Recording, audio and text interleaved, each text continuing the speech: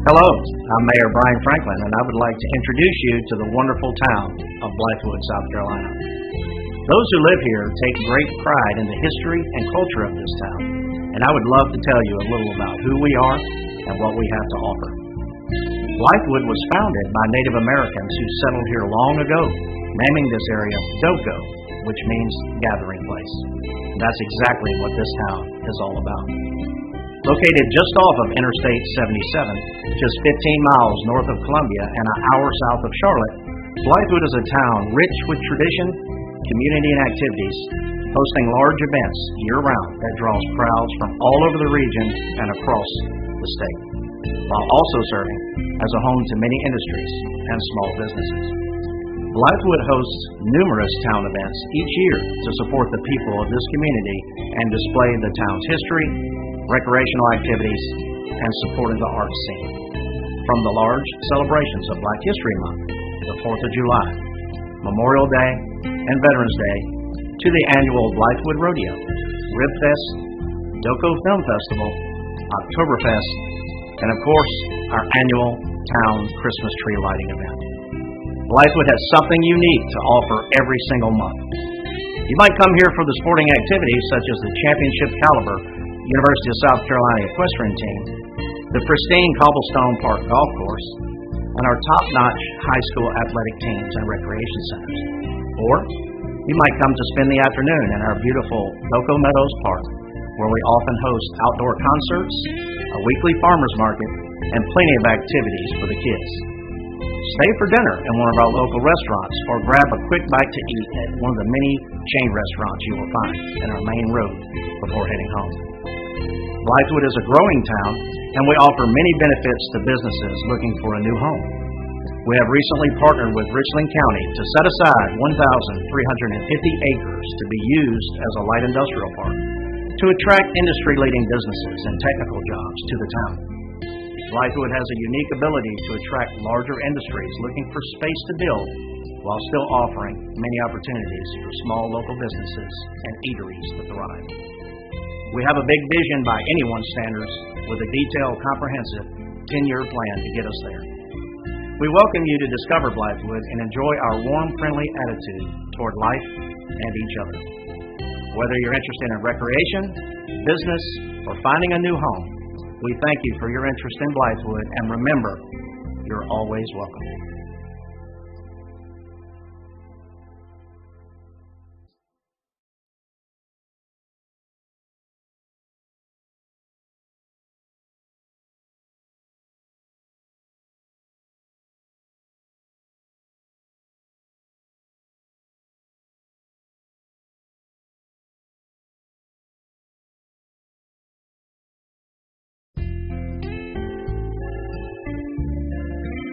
Hello, I'm Mayor Brian Franklin, and I would like to introduce you to the wonderful town of Blythewood, South Carolina.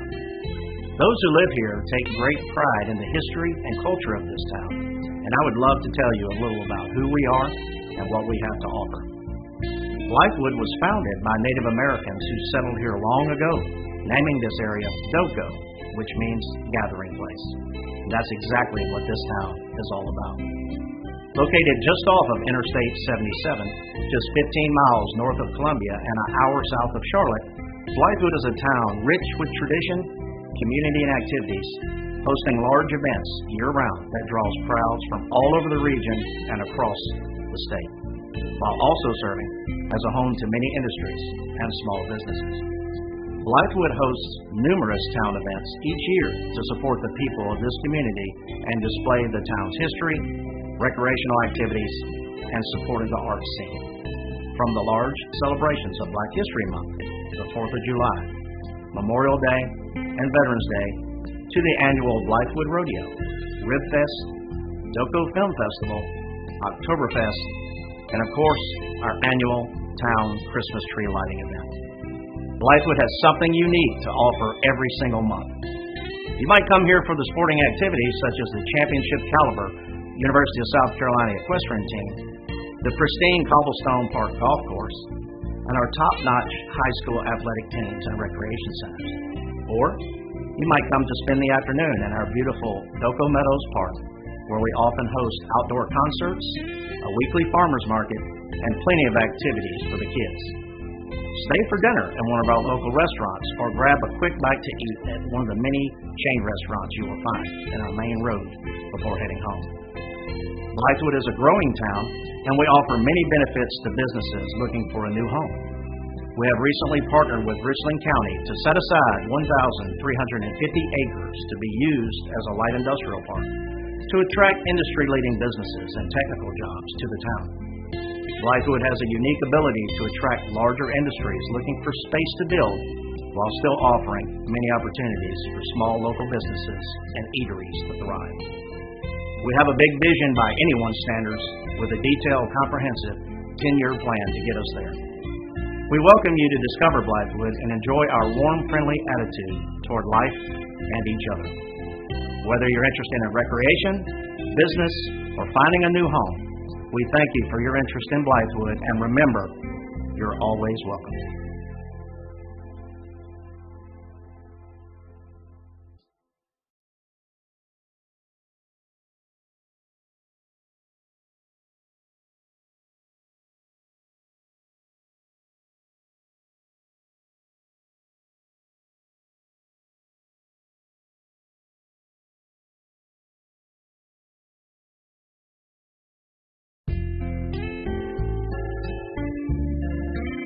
Hello, I'm Mayor Brian Franklin, and I would like to introduce you to the wonderful town of Blythewood, South Carolina. Those who live here take great pride in the history and culture of this town, and I would love to tell you a little about who we are and what we have to offer. Blythewood was founded by Native Americans who settled here long ago, naming this area Doko, which means gathering place. That's exactly what this town is all about. Located just off of Interstate 77, just 15 miles north of Columbia and an hour south of Charlotte, Blythewood is a town rich with tradition, community, and activities, hosting large events year-round that draws crowds from all over the region and across the state, while also serving as a home to many industries and small businesses.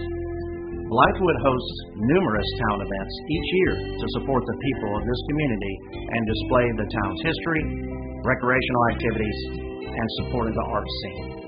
From the large celebrations of Black History Month, the 4th of July, Memorial Day, and Veterans Day, to the annual Blythewood Rodeo, Ribfest, Doko Film Festival, Oktoberfest, and of course, our annual town Christmas tree lighting event. Blythewood has something unique to offer every single month. You might come here for the sporting activities such as the championship caliber University of South Carolina Equestrian Team, the pristine Cobblestone Park Golf Course, and our top-notch high school athletic teams and recreation centers. Or you might come to spend the afternoon in our beautiful Doko Meadows Park, where we often host outdoor concerts, a weekly farmers market, and plenty of activities for the kids. Stay for dinner in one of our local restaurants or grab a quick bite to eat at one of the many chain restaurants you will find in our main road before heading home.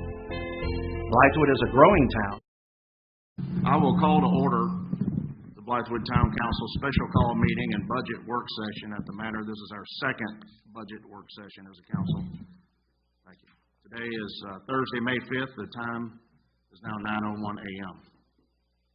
Ms. Cowan, will you please conduct roll call? I'm here.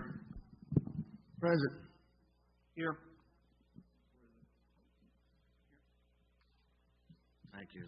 And Ms. Cowan, was today's notification posting of the meeting agenda completed in accordance with state law? Thank you. Welcome, everyone. Thank you all for attending on short notice, many of you. But we try to hear from you all as we work through our budget sessions and make decisions on behalf of the citizens of Blythewood. Gentlemen, before you is an agenda. I'll be looking for approval for today's agenda. Motion to approve is presented. It's been probably motion seconded to approve today's agenda as presented. Any further discussion? All in favor signify by saying aye. Aye. All opposed? The ayes have it. The agenda is approved. Let's join Councilman Baltman for the Pledge of Allegiance and invocation today. Please rise.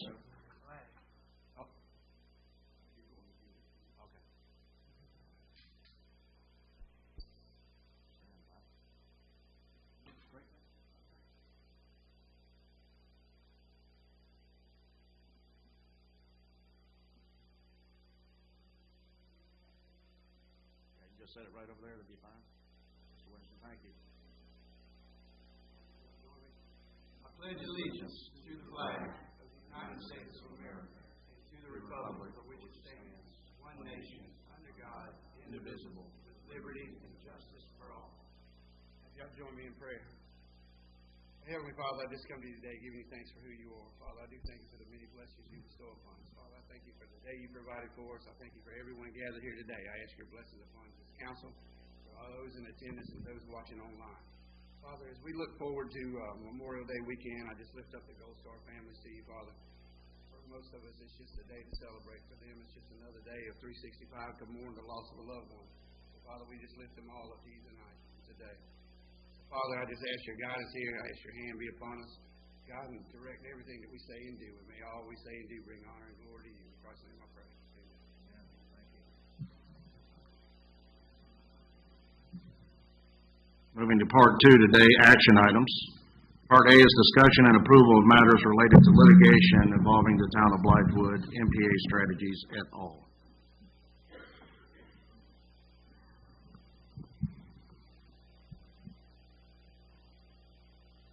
Do you want to set us up at all?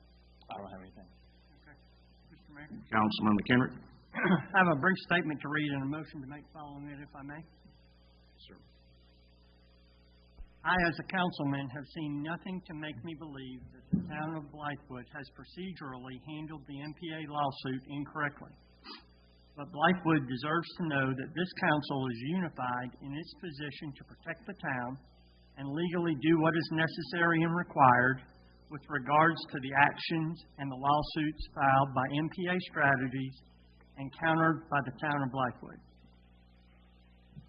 First, I would like to comment that my motion is not intended to dovetail on the newspaper's coverage of these issues, nor the mayor's responses. In fact, my motion is driven by Councilman Donald Brock's statement of April 21st, 2022, wherein he stated that he does not recognize Nexon Pruitt as a legally hired law firm for the town of Blythewood, nor the counterclaim as a legally filed lawsuit on behalf of the town of Blythewood. My purpose is to help the town move forward in a legal and equitable manner. To that end, I would like to make the following motion: that this council affirm and approve all actions taken on behalf of the town by the mayor, Carol Williamson, and on behalf of the town by its attorneys, Shannon Burnett, Nexon Pruitt Law Firm, regarding all matters related to MPA Strategies, Ashley Hunter, Staten Frink, Donald Brock, The Voice, Barbara Ball et al., and that such representations by and hiring of such attorneys is hereby reaffirmed and shall continue until further resolution of same, including any claims and counterclaims filed, answered, appeals, or ancillary issues. Thank you, Mr. Mayor. Motion on the floor. Second. It's been probably motion and seconded to affirm council actions.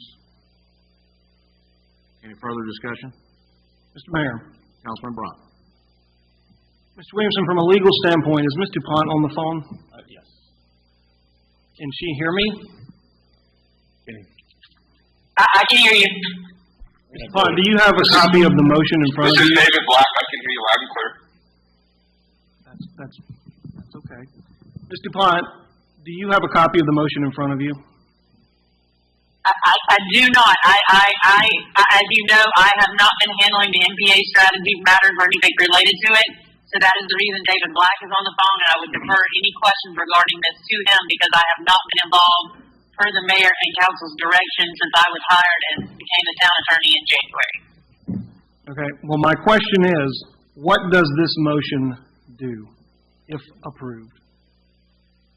Well, I'm going to defer to Mr. Black, but from a legal standpoint, from a general 1,000-foot view, this motion is reaffirming other actions that have been taken by town council since the time this matter started. This is simply a public affirmation of other affirmations that have been done. It's just a very specific affirmation. Does it grant any future authority and power to the mayor moving forward? If I understand the way Councilman McHenry made the motion, it was to affirm anything done prior as well as in the future.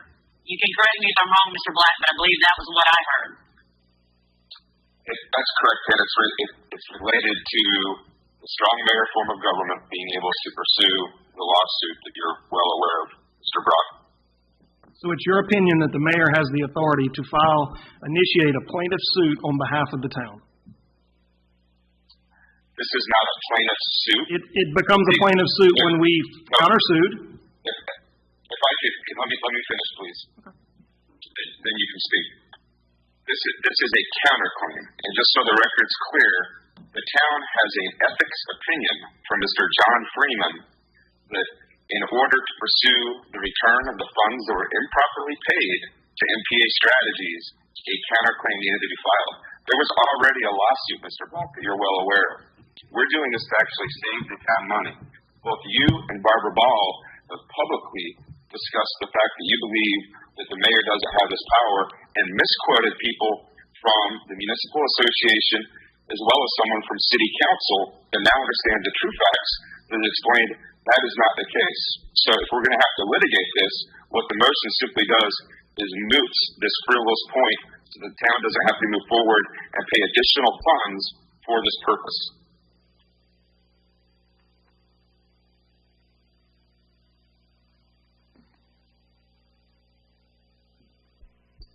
Any other discussion?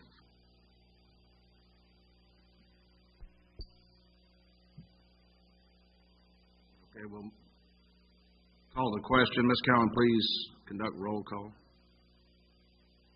Yes. Yes. No. Yes. Motion passes. Thank you. Part B today, discussion and approval of a motion to affirm and reaffirm actions that occurred during meetings attended or presided over on July 20th, 2021 and September 16th, 2021.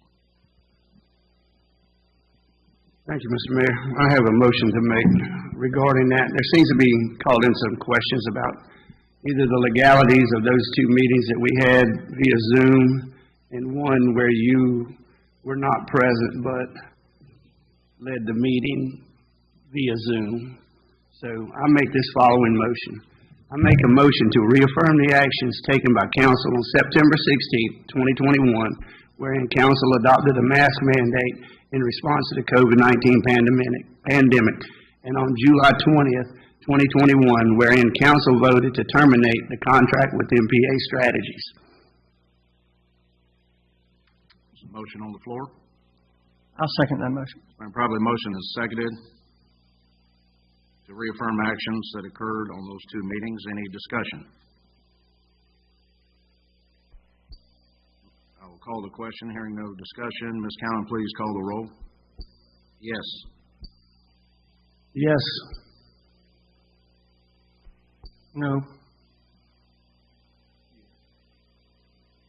Yes. The motion passes. Thank you, gentlemen. Part 3 today, discussion items. We'll begin with Part A, presentations by fiscal year 23 H-Tax and A-Tax applications. Mr. Williamson.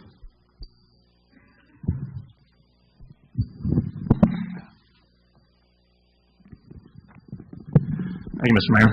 At the first work session, council requested to have all the applicants for the hospitality and accommodations tax applications present, so y'all can get some more information. So I've contacted them, and we have many of them here. Some who weren't able to be here have sent me statements, and so I provided y'all a sheet that lists them, and you can see on the sheet that the ones at the top are the ones that have never applied for before, so I thought it would be useful for y'all to hear from them first, given the limited amount of time we have, and go from there. Okay, thank you. So we'll quickly go through, and if council has any questions, the Soda City Girls Softball Tournament. Any speaker here today? And this was an application that was denied last year because it came in late after the deadline. And so now they're applying again for the same $4,400. Is that correct, Mr. Williams? Yes, I believe that's correct. Okay. Mr. Mayor, before we get started, I have a couple of questions to potentially alleviate a lot of the discussion on this. Please. In speaking with some fellow council members, I'd like to discuss establishing some potential ground rules or a foundation upon which we evaluate, the new applicants and the returning applicants for that matter. We have in the past discussed capping first-time events. There is a proposal that Councilman McKendrick discussed with me to roll events into organizational categories, whereas if you have multiple events and potentially limit the amount of funding there, and then it would be up to the applicant to recycle their funds amongst their events throughout the year and then deliver one report at the end of the fiscal year. Instead of receiving, I don't know how many are on here, 20 plus, you'd probably cut that in half, but it would essentially put the onus on these organizations to effectively manage their monies throughout the year.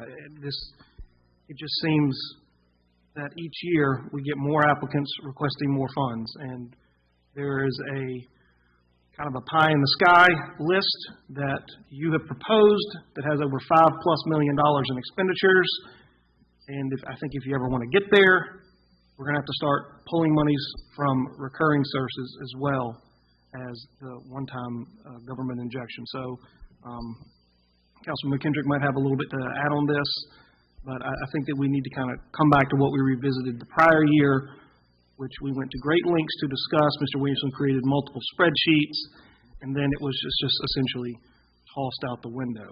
So I think we really need to revisit that and look at honing in our spending so that we can actually attack and fund some future capital projects.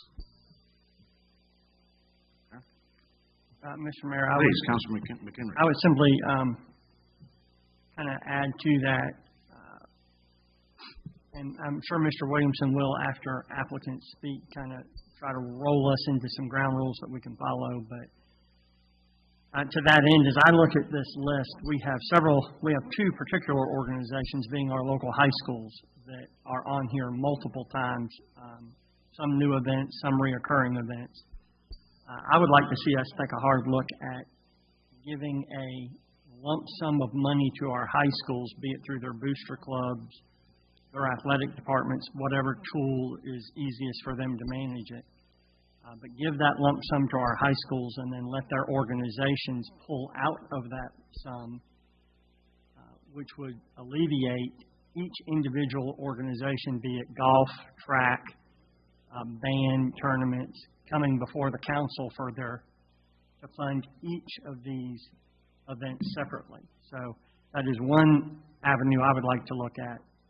We could also do the same with the chamber as they put on many events. Give them a lump sum and then let them take from older events, add to newer events, as long as they're within that range. So that was kind of the idea the road I was going down, and certainly appreciate the new applicants being here to talk with us this morning. Thank you. Mr. Mayor, I just want to mention about this applicant. I did email Jordan Atkinson yesterday, and she said that parents would be here. So the intent was to be here. I'm not sure what's happened, but that's fine. Well, my comment is that those are great ideas. If we think back to last year, this very council, Mr. McHenry was not, Councilman McHenry was not here. He was elected after, obviously, but what I proposed and the town administrator and I worked many, many hours on was a weighted criteria. And whereas I proposed that any applicant receive only 80% of what they asked for, and the other 20% would go into a capital improvement fund to purchase property to invest in our park infrastructure. I was overridden in that by the council. So we worked hard. We had a weighted criteria, things like, are you a Blythewood organization? You would get more points than someone who is outside of Blythewood. Is your event one day or multiple days? Multiple days would get more points in the category. Will you use our hotels and how many? Will you feed your players, your participants, your visitors with vendors from Blythewood? And so focusing, as I've said before, on our town businesses and organizations first as a priority, and then others if they're good ideas and they're going to stimulate tourism, because that's what this is about. The H-Tax and A-Tax, we receive shares from the state to stimulate tourism, to bring more money into the coffers for tourism, and then sponsor more events. So I agree with that going forward. We have that plan in place. It is to take away any bias. So at the end of the day, when your organization goes through that checklist, you come up with a score. The higher scores are funded over the lower scores if you have limited resources. So we attempted that, but the council decided to fund all. If we change it now, it would be an injustice to the people sitting in this room who've gone through the process. So if we're going to implement this, and we're going to do grants, which I think is a good idea, a lump sum, it would, in my opinion, have to be during the next fiscal year, because it's too late and unfair to make these organizations run through that gamut to try to put something together in the quick.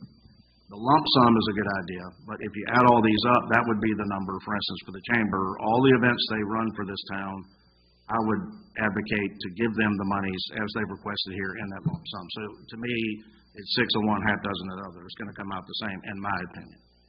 So if it be the will of the council to look at these individuals to see if you have an issue with it. Personally, if you'll look, the audience, if you don't have a copy, for instance, H-Tax.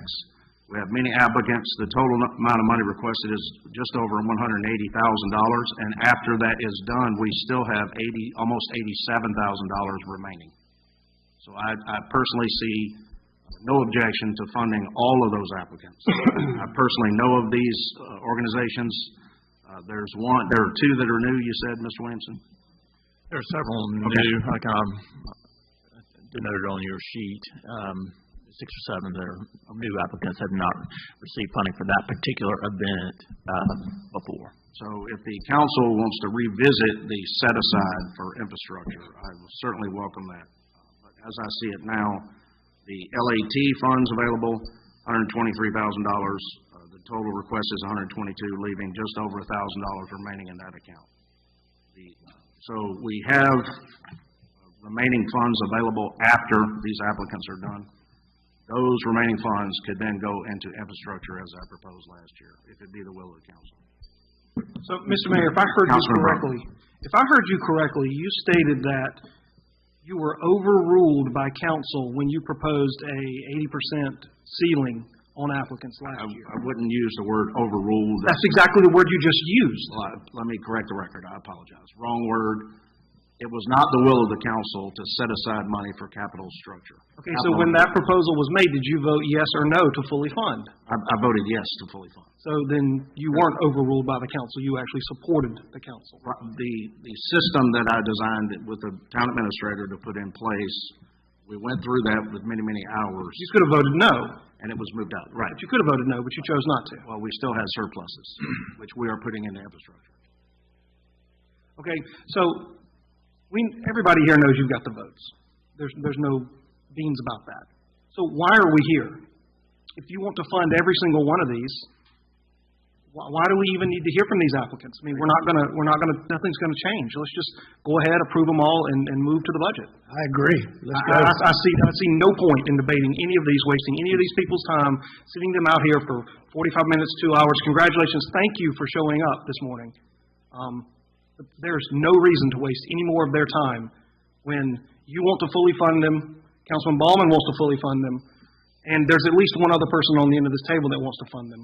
So it doesn't matter. Let's move on, Mr. Mayor. It does both things, Councilman Brock. It gives you the same thing as an $87,000 surplus in this, and everything is fully funded. I see it's a win-win for everybody.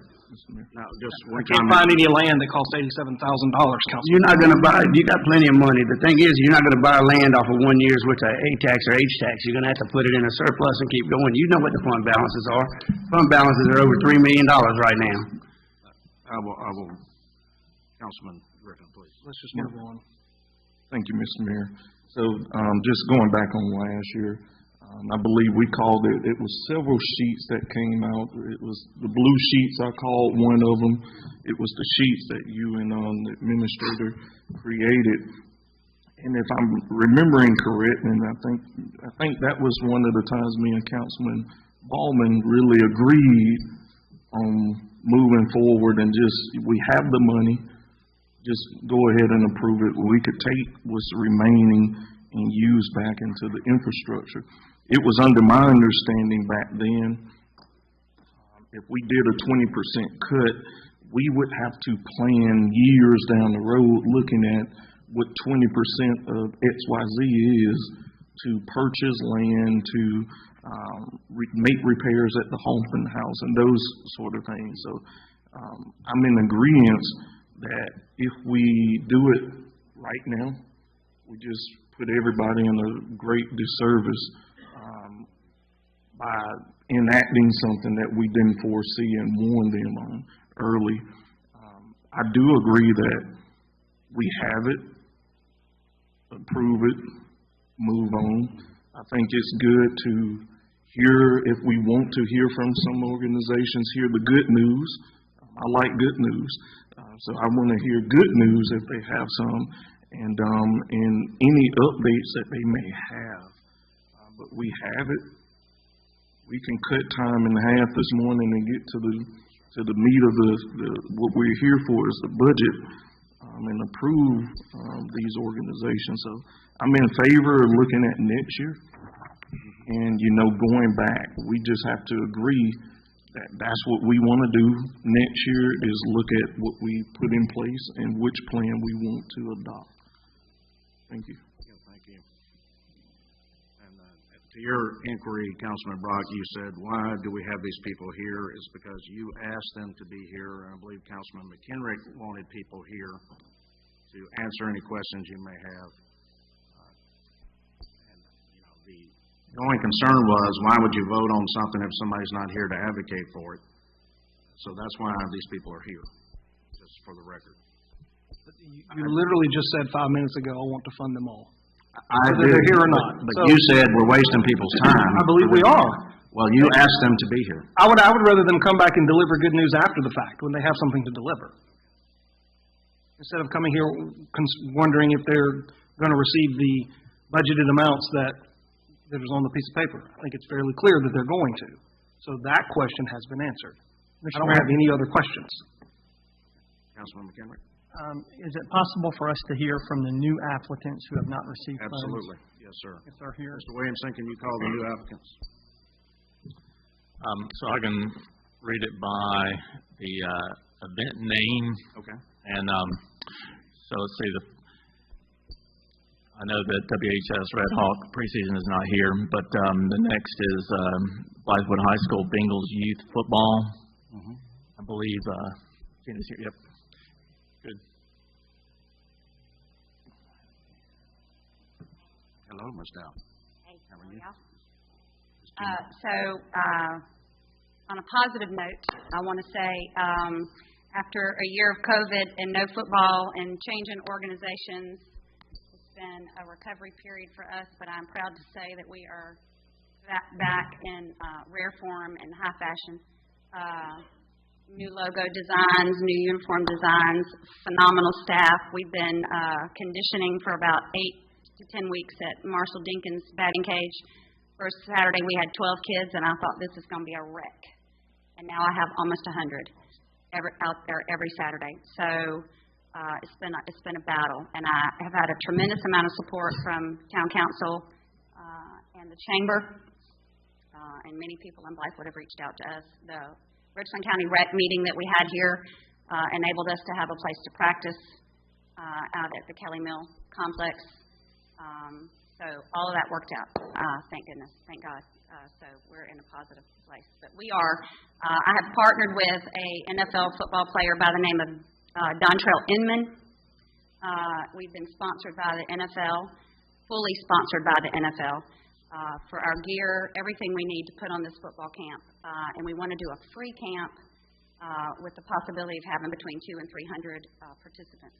So that is the thing I'm asking for assistance for, because as we know, Richland County School District does not enable me to use facilities without a substantial amount of money to do so. So I don't know if y'all have any more questions for me. We are in need of some things for that, and so that's why we requested the money. Council member questions?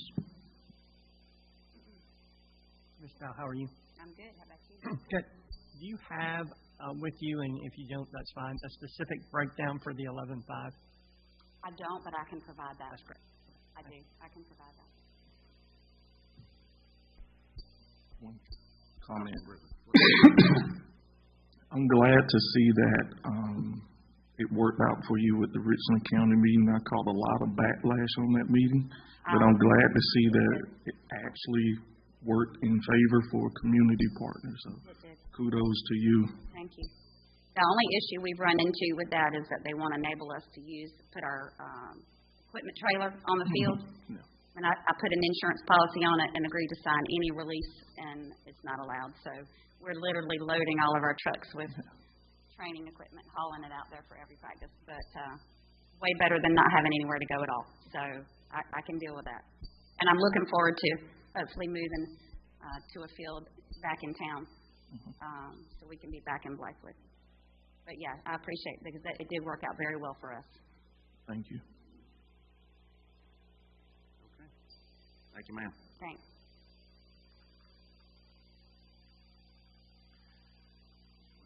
Mr. Mayor, the next one is the which is Mothers of Slain Teens is the acronym, Most Outreach Scholarship Gala.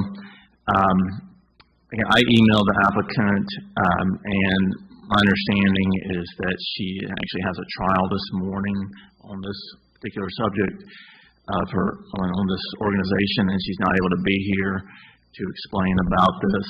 But I've sent y'all the application. They want to have a gala for a scholarship fund to raise for at-risk youth.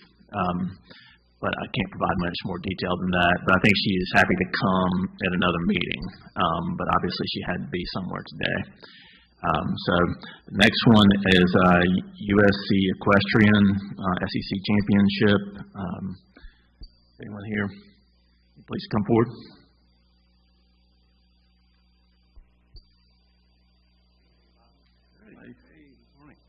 I'm Boo Major. I'm the head coach at the University of South Carolina. We actually have applied for an ATAX before. Okay, I'm sorry. We did it 4 years ago when we hosted SECs 4 years ago.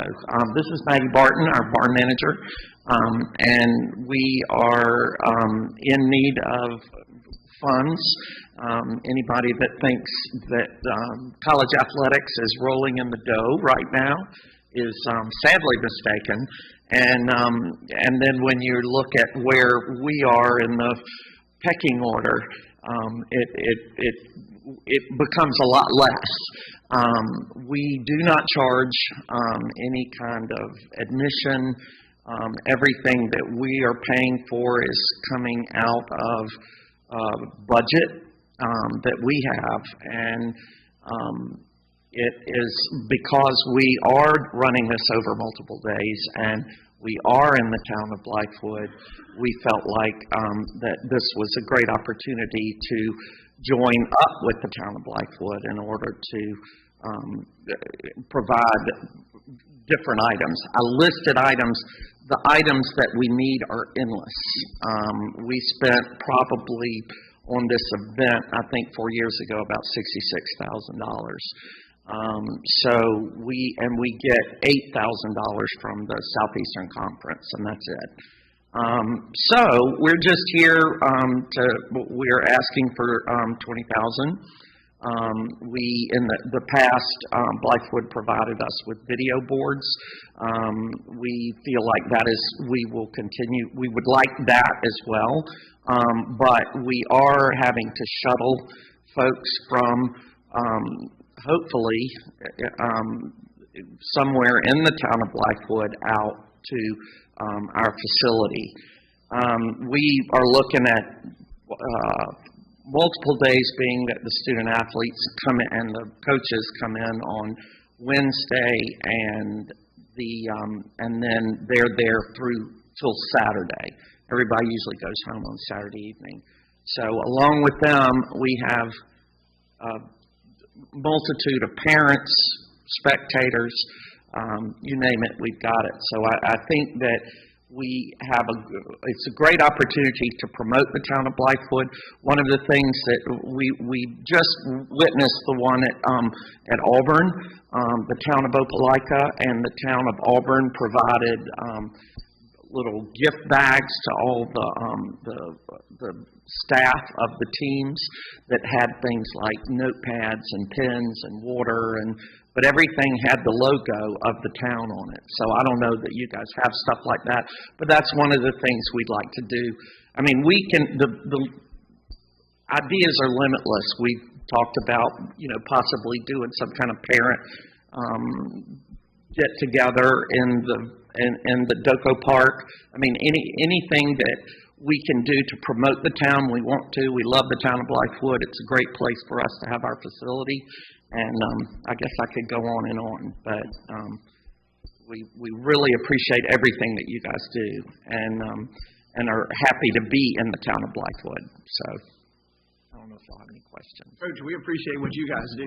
We appreciate the free events on Friday, things where you can bring our children out.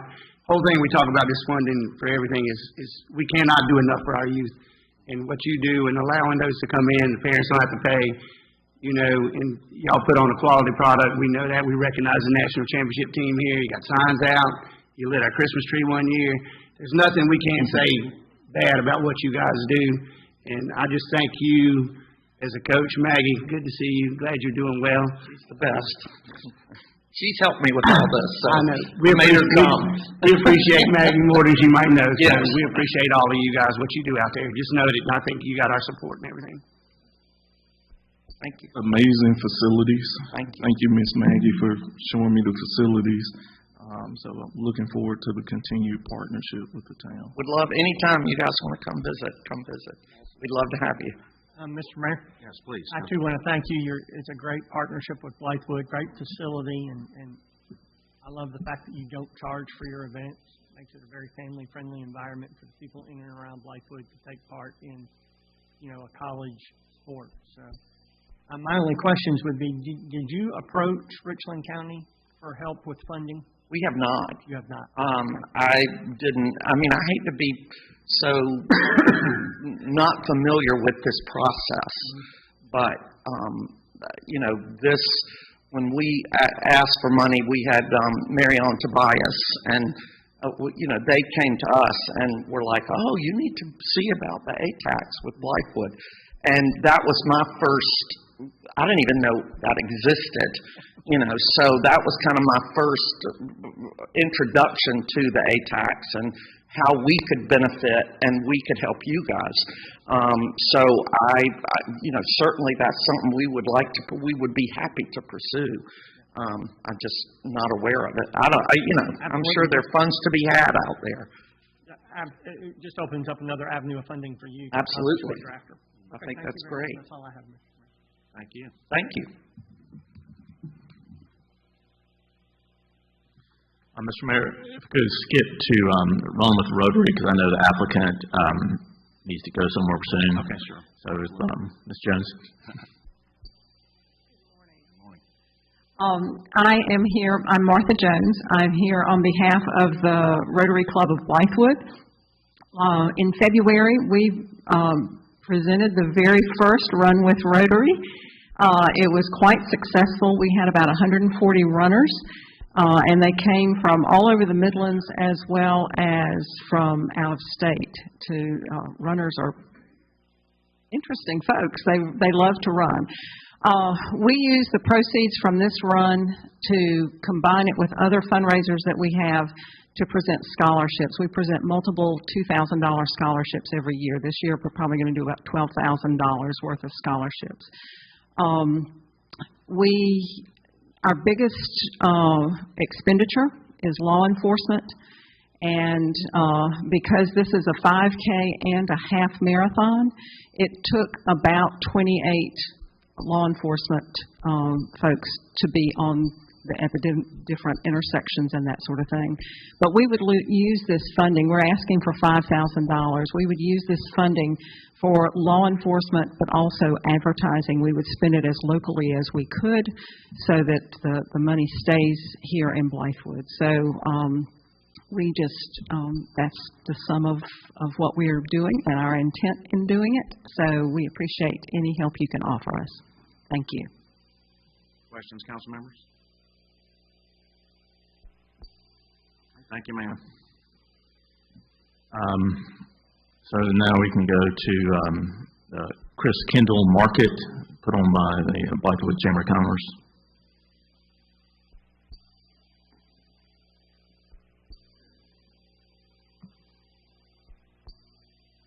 Thank you, Administrator. Relative new concept, but an old tradition.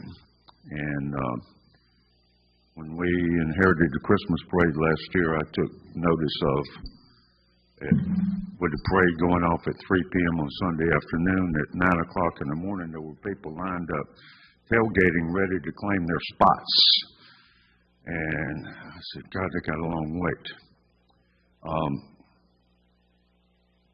Throughout many cities through Europe and the U.S. now with immigration, and primarily in the northern states and in Texas, they have Christmas markets.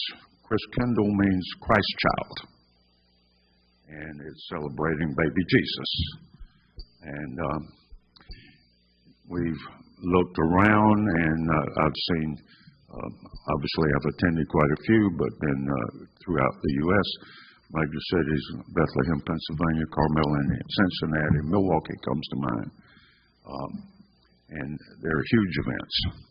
The closest thing to us, Atlanta has one and Charlotte has one, and Atlanta's on the ground, Charlotte's in the minor league baseball park, and they are very commercialized. We're not looking that way. Town of Helen, Georgia, if any of you have ever been, they have one this first weekend in December. And there's a little church in a Lutheran church in Wilmington, North Carolina, has one in their courtyard. There is none in the state of South Carolina. Why not Blythewood? Let's be first. It's an extension of leading up to, with the crescendo being the parade. I've reached out to the Artist Guild as well as the Farmers Market, and Michaela and I, with combining our resources as far as vendors, our focus is it to be not commercialized, local arts and crafts for the vendors. Obviously, our food vendors, sights and sounds of the season. And when I say sounds of the season, a year or so ago, we at the Chamber reached out to include local churches in our portfolio and membership. And obviously, we've worked with the schools in the past. I've recently sent out a memo with explaining the event to each of the schools and each of the churches that we're able to have contact with and have had some feedback already. Conceptually, we're not spending a bunch of money on bringing big bands into town. Skits. They're doing programs through their own organization, the church, the school, whatever it may be. Use the amphitheater, do 20-minute, 30-minute skit, whatever it is, if your performance for the season. It's one other opportunity for them to make that presentation. And that's your entertainment throughout the Friday afternoon, as we proposed, and Saturday and leading up to. And we all know when little Johnny and little Mary come and do a performance, Mom and Dad usually are there, and sometimes Grandma and Grandpa. So we think that's going to bring a lot of people to the action, and why not stay? And instead of being here sitting there doing nothing on Sunday morning, and then a mad crash to run away from town at the end of the parade, hang around, walk across, get you something to eat, do a little shopping for something unique, and a little bite to eat. Any questions? Questions, Council? Mr. Mayor, got a question. Councilman McKinley. Thank you for being here. I appreciate the concept. Would this, by your presentation, would this 16,000 that you're requesting, are you rolling the parade in that 16,000? No, sir. So you would still seek the, I think it was 7,500? Yes, sir, Correct. which we were able to do last year at less than that and Yeah, gave return money the check. back. Yeah, okay, thank you. Any other questions? Thank you, Mr. Fry. Thank you. Mr. Mayor, the next one is Juneteenth Freedom Fest and War for 2023. Ms. Torres.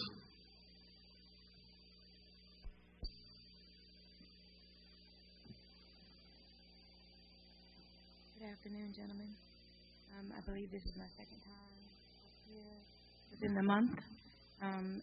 You're very familiar with the conversations that we had last month or a couple of weeks ago in regards to the Juneteenth Freedom Festival that we do in Columbia, as well as the gala that's taking place here. Just finished talking with Ms. Carroll. And so we plan to continue to have the event here. And we want to make sure that we are still accessing both the local manor as well as the amphitheater area. That's how big it is. And the only concern that we are faced with coming forward now is the 5-star hotels that are requested in some of the artists. And the closest one, I believe, is 5.2 miles away from here. And so that's the only thing that we're facing at this moment, both now and future. So the festival basically brings in enough for us to be, brings in enough for us to be able to do scholarships for students, to be able to head to HBCUs. And so, again, we're coming back wanting to be able to do the same thing once again for Juneteenth, which is not happening in Blythewood. Councilmember, questions? Yes, ma'am, I appreciate you being back. I mean, we spoke, Yes. I guess it was 3 weeks ago. And you're aware of the questions I had 3 weeks ago when you were here concerning more or less the date of the application. Yes. The fact that it was late. Yes. Those were the only 2 questions I had for you. Okay. And other than if you were interested in reducing the amount of the Right. application due to the application being late. I remember. After that vote, there was a social media post put out that insinuated I did not know the definition of diversity or inclusion, and that Facebook post was put out by fellow councilmen. Did I come across as not understanding the definition of diversity or inclusion to you? Oh my goodness. Are you putting me on the spot of a question that of a council person? It was over our vote on your application. Okay, I think that would be something that you would have to discuss with the council person that put that out. I don't have anything to do with whatever feelings. I'm here to do a job and to request funding to be able to do an event. Whatever feelings, personal feelings there may be, I have nothing to do with them. And then I'll lead into my second question. On that particular Facebook post, he linked to your Juneteenth celebration. Okay. So I went on the website, just an amazing events you're going to have throughout the entire week.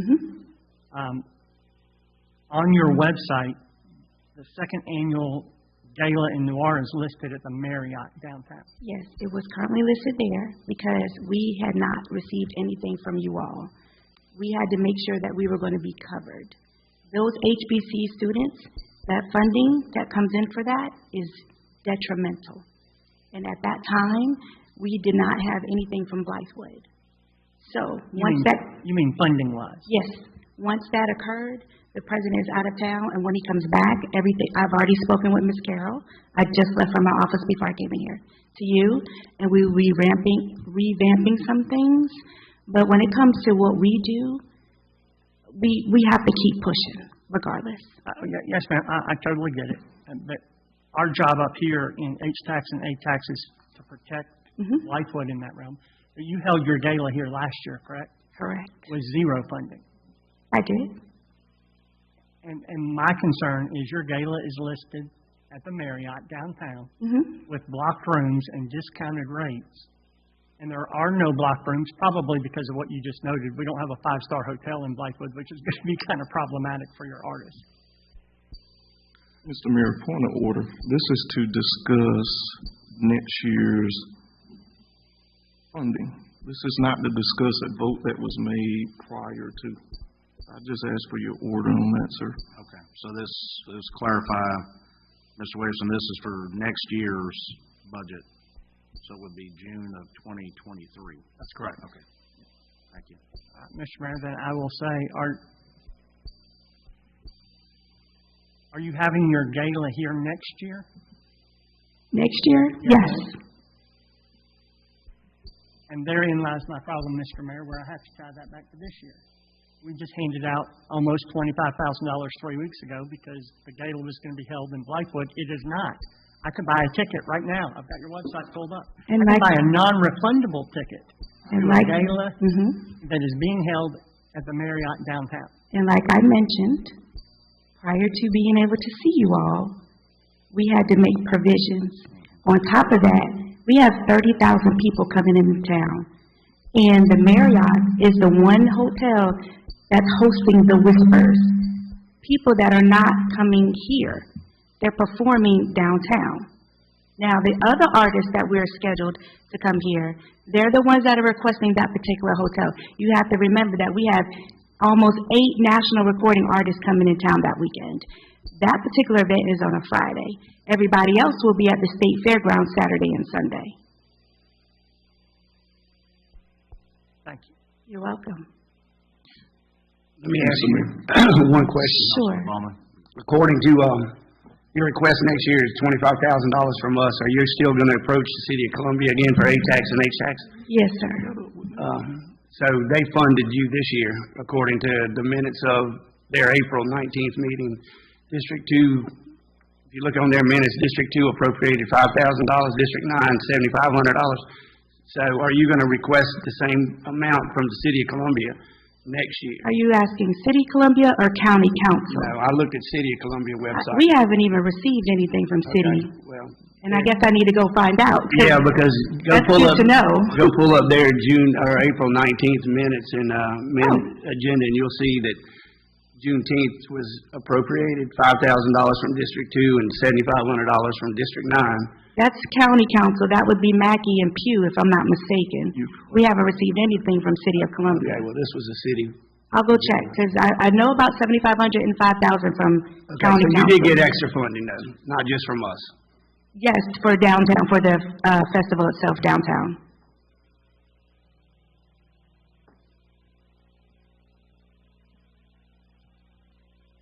Councilman Griffin? No, sir, no question. Well, I do. Go ahead, please. Thank you guys for doing these events, because I went to Dutch Square, and I think, I'm not going to speak for some because obvious Facebook posts make people feel some type of way, but you guys dropped thousands of people at Dutch Square, which gained national attention from, I believe it was Essence magazine? Yes, in New Orleans, yes.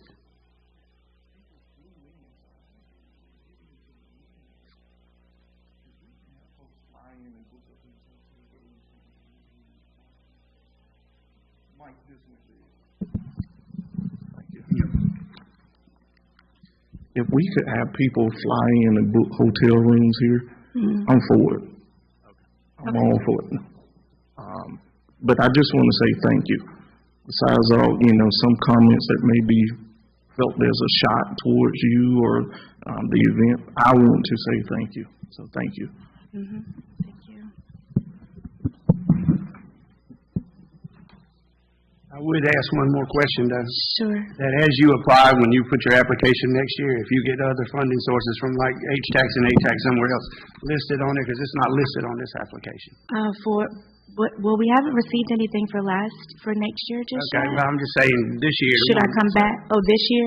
No, for next year, but when you get other funding sources on your application, I would list those if they're H-Tax and A-Tax from Richland County. Okay. Mr. Mayor? Please, Councilman Griffin. Why would it make a difference if it's not pertaining to Blythewood? Because my understanding, just listening, that money was for the fairground and other parts of the county. She just changed it. She just did it. She got it. Yes. So that money wouldn't be used here. That money is used elsewhere. It's used for the festival. Okay. Thank you. because it's held in downtown Columbia. Thank you. And then just to clarify, the event this year, this June, do we have a date on that? I'm sorry, I don't have it in front of me. It is The actual 17th. The 17th? Thank you. And that's the one that'll be here in the Manor and the amphitheater? Yes, ma'am. Okay. All right, any other questions? Thank you for coming today. Again. Thank you. Appreciate it.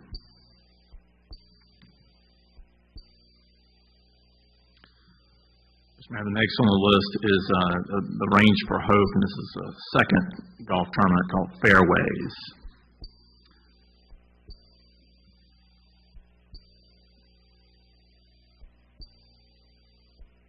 Good morning.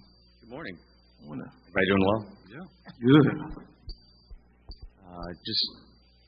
We've added a second tournament this year, and we just actually completed it this past March, sold out, and so the goal with these two separate tournaments, one was, we run programs here at Cobblestone from April, now this year actually be May through November for veterans and their families, and this year we've added a new demographic. We're doing adaptive golf, and if you're not familiar with adaptive golf, it's the umbrella that all people with rated disabilities fall under. So this tournament in March specifically was introduced or suggested by Cobblestone itself.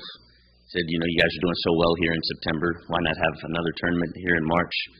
And we said, okay, and so now we can kind of help offset the costs of all this programming. So we do weekly lessons and on-course stuff for veterans and their families, and this year we'll add in the adaptive piece. And so if you're not familiar, adaptive golfers require a lot of additional equipment and adaptive golf carts specific to them. So we actually have just been able to secure on a couple of handshake deals some adaptive golf carts. So I have one physically at Cobblestone. That's a $31,000 handshake, and the other one is a $13,000 handshake that Kenny Shettle is actually down in Florida picking up and bringing back this week. So we've been blessed, and we continue to be thankful for any opportunity to connect here in the town of Blythewood. The only other addition that's not necessarily on the application, but just a good news story for the group, is that based on us adding adaptive golf this year, we're going to now have a third golf tournament, and it's going to be an all adaptive golf tournament. And so it'll be hosted here in Cobblestone. It's a 3-day event, September 30th through the 2nd, so it's a Friday, Saturday, Sunday. And so as we start our planning, there'll be some events that we look to try to kind of secure, maybe Doko Park, and we're going to block off rooms here in Blythewood for people coming, because we've combined there's adaptive golf programs throughout the state of South Carolina. So Greenville, Somerville, Paris Island, Myrtle Beach, and the Augusta-Aiken area have already committed to come into this. And so I'm excited and nervous and, all the things that go on with planning an event, but, the goal is to kind of just continue to bring people in. Cobblestone's a phenomenal facility, and they've gone, bending over backwards is an understatement. They lay down, flat and assist all the programs that we're doing there for veterans and their families, and now for adaptive golfers. And so outside of that, if you have any questions. Any questions? Mr. Mayor, I was speaking to some residents a couple of days ago, and they asked me, said, do you know about the adaptive golf Chris is done? And I was like, yes. And I spoke with some staff. The excitement that your organization is bringing to not just the neighborhood, but the town. Us being a military-friendly town with Purple Heart community, you see the signs. I say kudos to you and your organization. Keep up the good work. I support you, and I know this council supports you. We're looking forward to what's next, because I know there's something next on your agenda, so thank you, sir. I appreciate that, Councilman. Any other comments?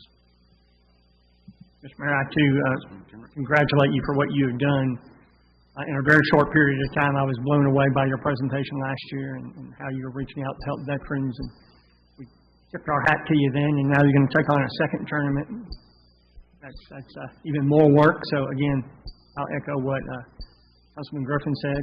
He lives in the neighborhood. He hears firsthand from people who see it happening. It's a great course, and what you're doing is to be commended. Thank you very much. I appreciate that. Thank you, Councilman.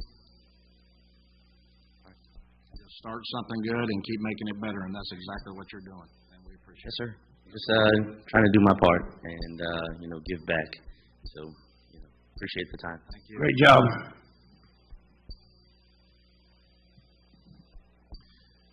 Mr. Mayor, the remainder of, as you go down your list, are repeat applicants. I think you're familiar with those events. So just in the thing of time, I thought we'd jump to a couple of the new ones down. If you go down to the SAT funds, and Camp Discovery is obviously not a new applicant, but for this particular request. And Amy. Welcome, ma'am. Good morning. Good morning. We have some really good news to tell you that Camp Discovery has all summer camps on a waiting list at this point. We have recently been given the distinction of the lead NASA Globe Goes to Camp for the United States. We're going to lead 34 camps in 19 states and doing citizen science with kids and families. And this is phase 2 of a project that we started in 2020 to develop a community, Friends of the Forest area, where we did our low ropes course. So we completed that, and we've put trail to connect all of those elements. And now we need to, and we've cleared the area, but we want to put in a covered pavilion so folks can stay and have meals, and we can host some community groups. We work with South Carolina Wildlife. We train for Project Wet, Project Wild, Project Learning Tree, and it's pretty hot, as you all know. In fact, our NASA kids are measuring surface temperature in the area for a long project, and we've been asked to let people come and do a couple of education events that would be multiple days. So we need to be able to bring in food or let people go out to lunch and come back. Our demand is huge, and our little staff is keeping up with it, and we need some shade and some places to anchor people in those programs and activities. So our request includes the shelter, some picnic tables. We've replaced most of our picnic tables at Camp Discovery with recycled milk jugs, and they are warranted longer than I will be alive. So that helps the wooden ones splinter and just don't deal with the weather. But we have matching funds from some individual donors and from Mungo Builder.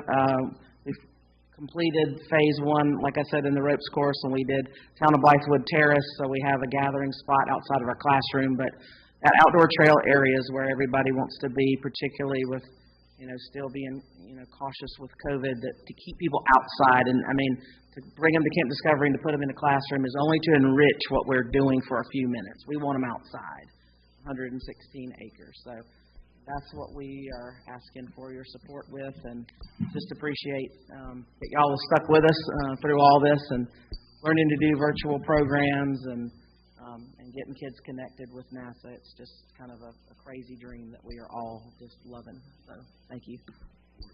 Questions, council members? Great job.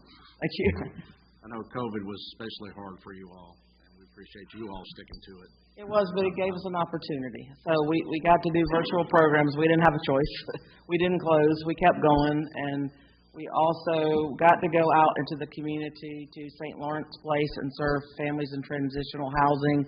We got to learn how to go to schools and take nature if they couldn't come to us. So we figured out how to do things into further reach in some cases, and transportation can be a real barrier. So we are now seeing kids that we probably couldn't see before and finding ways to do multiple touches with them by varying those modes. So we're happy that we had to go through that experience, and it's made us a little more versatile. And we've been, again, working with ages and audiences that couldn't really get to us before. before. So nature to your doorstep is our concept, and thank you. We're glad to be strong. And thank you, Mr. Gorge, for your support out there. We really appreciate it. Any other comments? Thank you, ma'am. Thank you. Mr. Mayor, we have, other applicants here for the repeat applicants, and as you want to hear from them. Sure.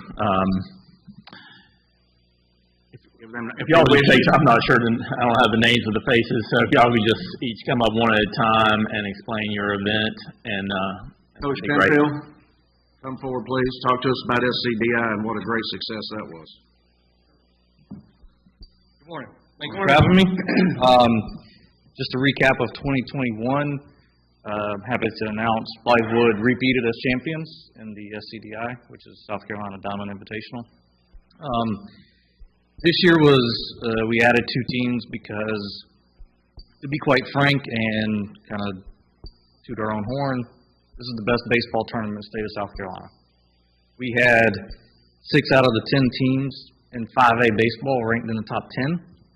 We had the number 2 3A team ranked for South Carolina. We had the number 14 team in the state of North Carolina come visit us. We had about 205 players, 40 of which are going on next year to play college and for baseball. That does not include the ones that are the young underclassmen that have committed. These are just the ones that have actually signed pen to paper. Lightwood outscored their components 37-6. So the second part is we spent about $19,000 between hotels and meals for the teams themselves over the course of 5 days. Actually 4 days. The 5th day was shortened because of rain. But that's pretty typical of our yearly expenses. We did a pretty good job managing the other 2 teams that came from out of town this year. We had local teams, Lexington, Chapin, Dutch Fork, Book and Casey. Out of town we had Hillcrest, Berkeley, Spartanburg, T.L. and then we had T.C. Roberson come from North Carolina. If you haven't seen much of the articles written in the state newspaper, I would advise you to look at it, and they would, or Diamond Prospects, which is a baseball website, it talks about how great this tournament is. We certainly appreciate the funding. There's zero chance we do this without the funding, and I would hate to take that away from these kids that work so hard. Second to that, Blythewood is ranked number 1 in the state right now, and they play again tonight, so I encourage you to come on out. Any questions? Questions? All right, thank you. Thank you, sir.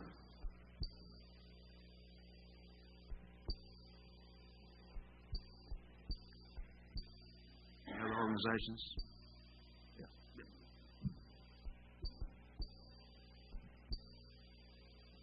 Good morning. I want to thank Town Council for supporting our Queens of the Castle girls basketball showcase last year. Our goal is to make girls basketball prominent here in this area. We had, of course, the Chick-fil-A Classic in town, as well as the Bojangles Bash there at Ridgeview, and we didn't have anything for girls basketball, so that's what brought this together here, the idea of it the last couple of years. This year's event was, even having to battle some of the COVID protocols our district had, was a huge success, and a lot of that is due to y'all's support, so we sure do appreciate that. We had a team from Arizona this year. We had Montverde Academy, who were the national champions from Florida. They won the Geico National Tournament. We had 2 teams from North Carolina, Winston-Salem Christian, and also a lot of local teams with some of the best talent in our state as well as across the Southeast and the nation. And next year is no exception. We've got Hoover, Alabama coming already, committed. They have the number 10 player in the nation who's going to North Carolina, Renata Kelly. And we've got a big commitment from Camden High School again with Joyce Edwards, who's the number 1 sophomore in the nation currently, and she'll probably more likely be the number 1 junior in the nation next year. And she's got offers from just about everybody in the nation. So Winston-Salem Christian also is coming back again next year, and they're one of the top teams in North Carolina. And of course, our girls are very competitive, and they've got their entire team coming back next year, and have an excellent chance of winning a state championship here at Westwood. We were able to use the hotels here in Blythewood to host our teams and put heads to beds, as some of you like to say. We had, I think, a total of 21 rooms for those teams, as well as their fans and parents that traveled with them. All of our teams ate in our restaurants here in Blythewood, as well as the Killian Road area. And we were able to do that because of your support. And also the security piece that we had to have for those games helped pay for that. And those are things we want to continue to do. One thing, looking back at what we did this year, we're probably going to try to do a better job of the advertising. We did have WLTX for their website. We bought some ad space with them and their Facebook, but we're going to expand that a little bit more next year if we can gain your support again. And again, without your support, we wouldn't be able to do this for girls basketball. We kind of think that's important. We've got a lot of really high-level girls basketball players in this area, and our goal is to put girls basketball on the map here in our state. I am, just for transparency, I am retiring in June. I have my replacement here, Garrett Knight. He'll be taking over as athletic director at Westwood next year. He will be in charge of this next year, and I'll be more of like a consultant to help him along with that. But he's a former basketball coach, so you'll be in good hands with that. And this event will continue to be successful as we try to grow it here going forward. That's really all I have. And I would like to, on a side note, I don't think our baseball coach is here, Mike McDermott. We had a preseason baseball tournament that y'all supported as well this year.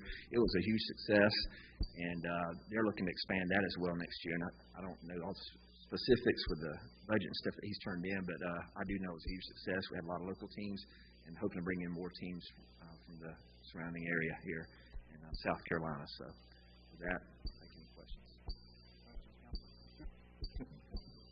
Coach Powell, I just want to congratulate you on your retirement, but Lightwood and the surrounding area is going to miss you.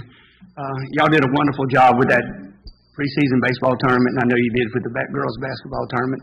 Look forward to working with your replacement AD over here, and can't say enough about the high school sports here between Blythewood and Westwood. I think it's an honor for this council to be able to reach out and support both of our high schools the way we do. Look forward to hoping you nothing but the best in your future. But Blythewood's going to be the lesser without you, I can tell you that. I appreciate that. Mr. Mayor, I just echo what Councilman Bowman just stated, and also the number one player, that's a bad young lady. I've seen her last year. That's nice. She is nice. And then she has the picking of any school in this country. Absolutely. Yes, because I know South Carolina. Yeah, she was there. She was there watching. So I've seen that. Great. One thing I don't think I did mention, we had over near 15 college coaches at this event, and several girls picked up offers, not only from our team, but other teams as well. So as we try to continue to grow this event, that'll provide more opportunities for those young athletes. Congratulations. Thank you for everything you've done. Thank you. Welcome to you, Coach Knight. Yes. If you don't know the nice two ladies sitting in front of you, they work for our local two newspapers. Make sure you get in touch with them. Continue to invite us to your program. We love all of you.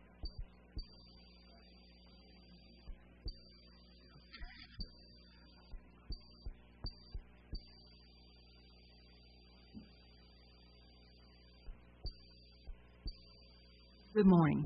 I'm Frankie McLean with the Blythewood Historical Society, and we again want to thank you for all the support that the town has given us. We feel like we have some wonderful programs for our community. We're going to add 2 new programs this year, so we'll tell you briefly about those. And I know a little earlier people wanted to know why is it sort of important for us to tell you. I think it's good to tell folks what we're doing because now we've heard what's happening in our community. And we've already thought of 2 or 3 times that maybe the Historical Society would have a part of that. There's a huge equestrian history in the town of Lightwood.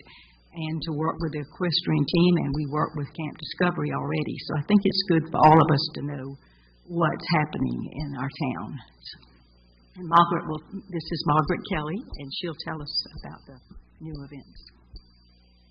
Thank you so much for all the support in the other events, which you already know about. They're kind of key points in Blythewood for our signature events that we bring.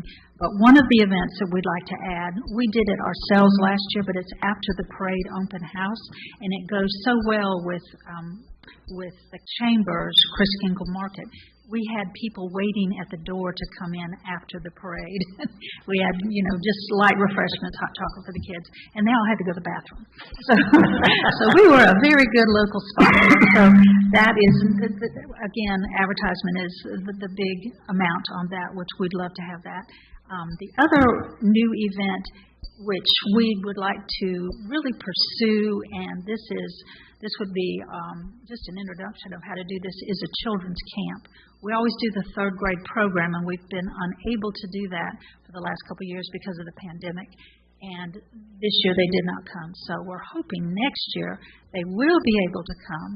And then June of 23, we'll start out having just see how it is, a children's camp for just a couple days a week for the 4th and 5th graders who did not get to come because of the pandemic. So we'll get them into the museum, and one of the things that we found in years past when we had them, the 3rd graders would bring their parents in after that to show them what they had seen. So we want to make that connection with the town as well.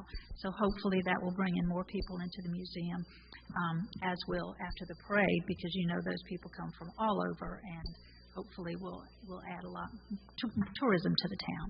But those are our 2 new ones. The rest, as you know, are what we've had in the past. And we thank you for any support, all support, and you're welcome to come to the Historical Society anytime. We're open, and we will tell you, too, that we, through another grant, we have a Saturday employee coming twice a month, on the 1st and 3rd Saturday of each month, from 10 o'clock until 3 o'clock. So hopefully that'll open that door and possibly open the door for more funding with that, too, so we can have the museum open more. Any questions?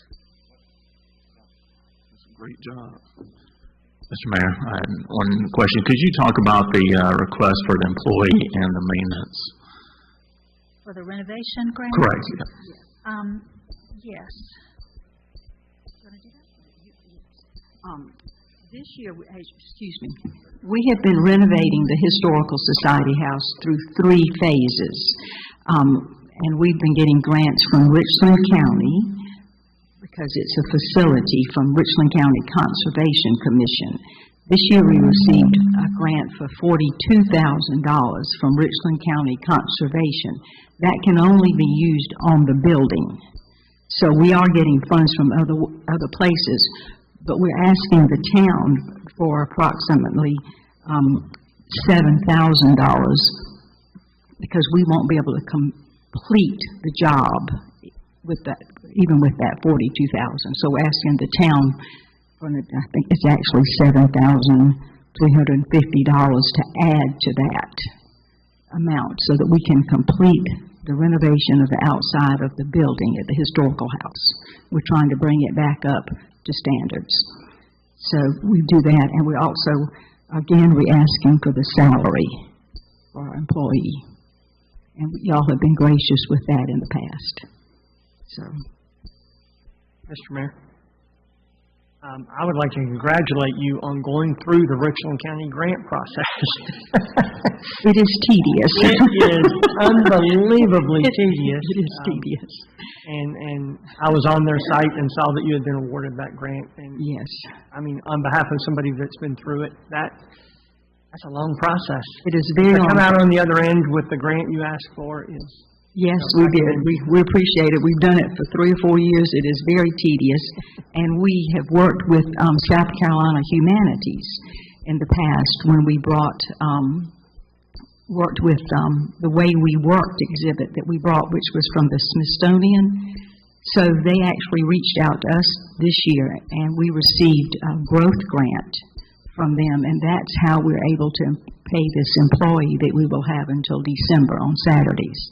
So we're working with other groups as well, but y'all are the most important to us because it's our hometown. Derek Pugh was very helpful to us too with the Richland County, an additional amount for that.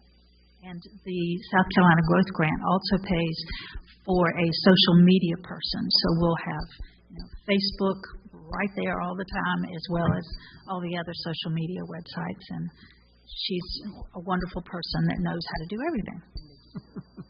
They go through at November of this year.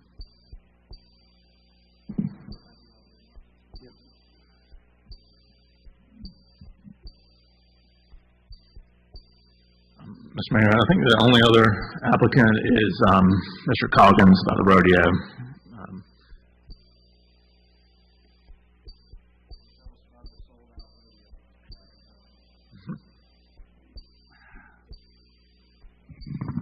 Hey, thank you. Well, we know we just finished 2022 budget year's spring rodeo, and it was a great success, and thank you for all the help with that. We just continue to keep growing and keep bringing people to Blythewood, and that's our mission, and making sure we have a lot of kids there. So I think we're going in the right direction. Certainly, it was awesome to have 2 sellout crowds, but at the end of the day, I still couldn't do it without you. So I have the application in for October, which the dates will be October 28th and 29th for the Fall Classic Rodeo. And I believe the dates are the 21st, 22nd of April for the Spring Doco Rodeo. And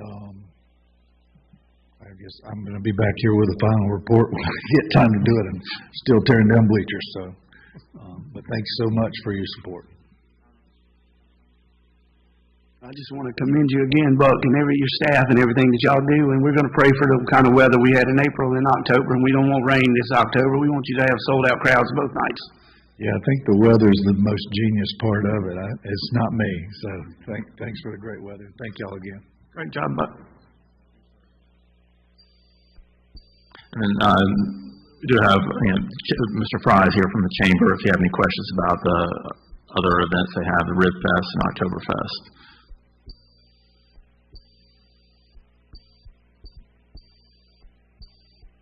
I'd like to say in reference to both of these events have been, barring the brutal weather we had for Rib Fest this year, been wildly successful.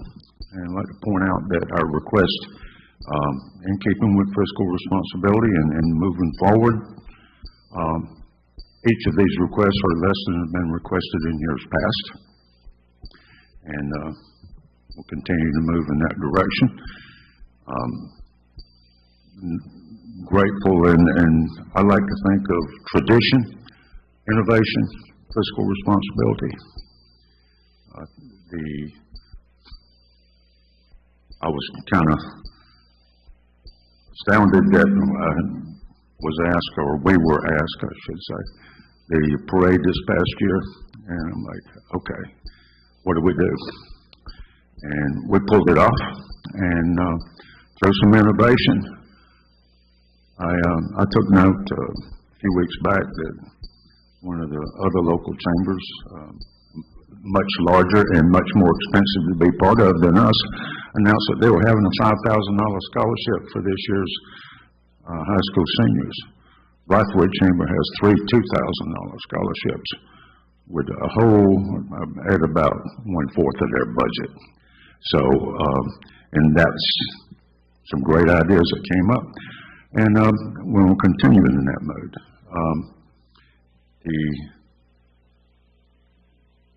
We're working hard towards doing all that. I might add that, we don't get funding from anywhere else other than private. We are here. We always include in all of our events our other local nonprofits, churches, for the opportunity to vend and get their word out at these events and support everything that we can in there, as well as being a part and parcel to and participating with those programs. Any questions? Mr. Mayor, I just want to commend the Chamber on what they do, and when we look at the applications that we received last year, the applications that we received this year, to your earlier point, the Chamber is the only applicant that reduced their ask on 2 events. The only one, and the only one that returned funds to the town after an event last year. So thank you for moving in the right direction. Thank you, Mr. Mayor. Phil, you got a headliner for Oktoberfest yet? It's not you. I don't, that's a good thing. Yes, sir, we do. All the bands are set. Good. Mountain Top Polka, got Tokyo Joe, we've got Pop, we're ready. All right, Tokyo Joe again, that's good.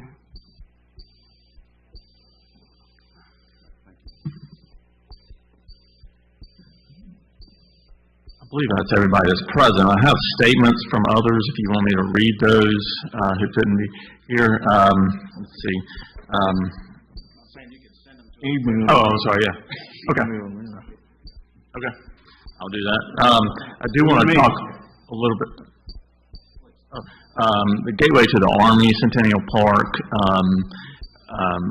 Mr. Wells had every intent to be here. He had substitutes lined up, and he couldn't get any of that coordinated. But he has sent me a lot of information, and I just it's much different from what we're hearing here as far as events that are either in or close to the town.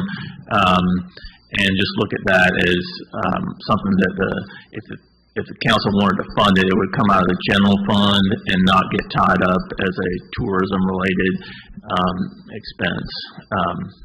I think he is prepared to explain the tourism aspect of it, but I think ultimately it makes more sense for it to come out of the general fund is my recommendation. Correct, yeah, something like that is what I would recommend if you wanted to fund that. So, there was an application from an organization called Tribe Youth Athletics, and I've tried to contact them for them to provide me some additional information about their organization, as I've done for others. I got no response, and called the number on the application. Just have not gotten any response. So, based on that, I think that we should withdraw that application.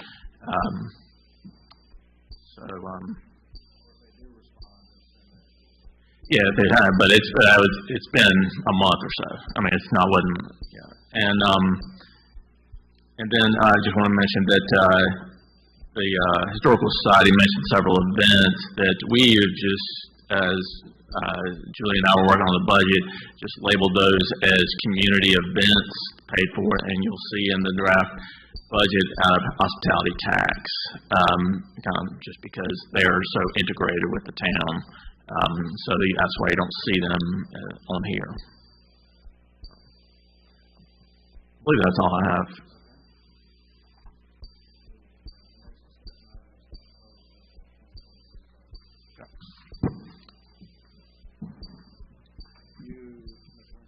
Highlight the changes that we discussed at the last workshop.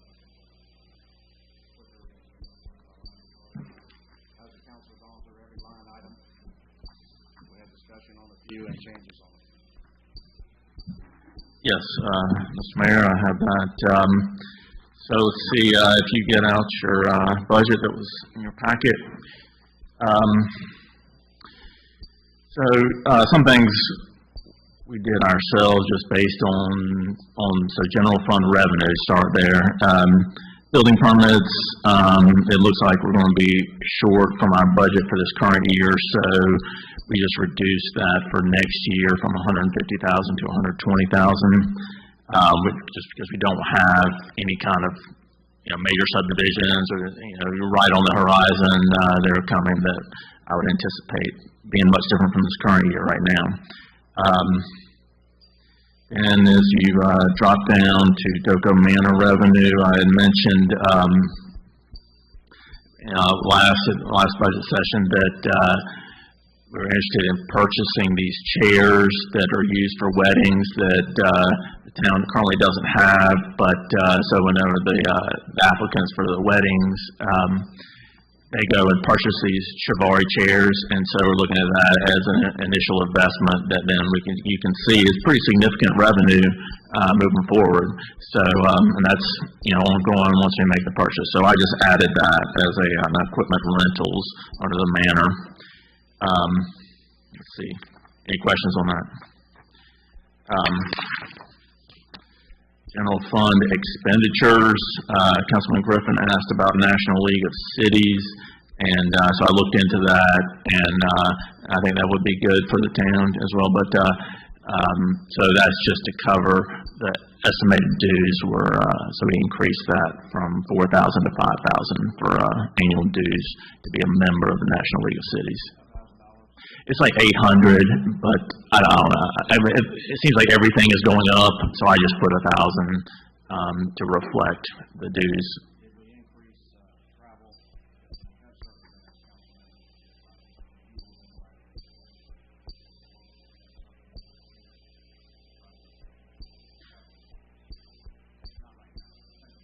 Okay, yeah, the travel, we had increased it just to cover for the annual municipal association annual meeting, but would you like to see that just bumped up more? I'm assuming that they have conventions. That's right, yeah, I did not look at the conferences for National League of Cities, so right, yeah, so I didn't get that far into it, but yeah, so that would certainly increase that, so I will do that for, correct. Right. Yeah, well, I'll just take a look and see, and may account for that in the next revision.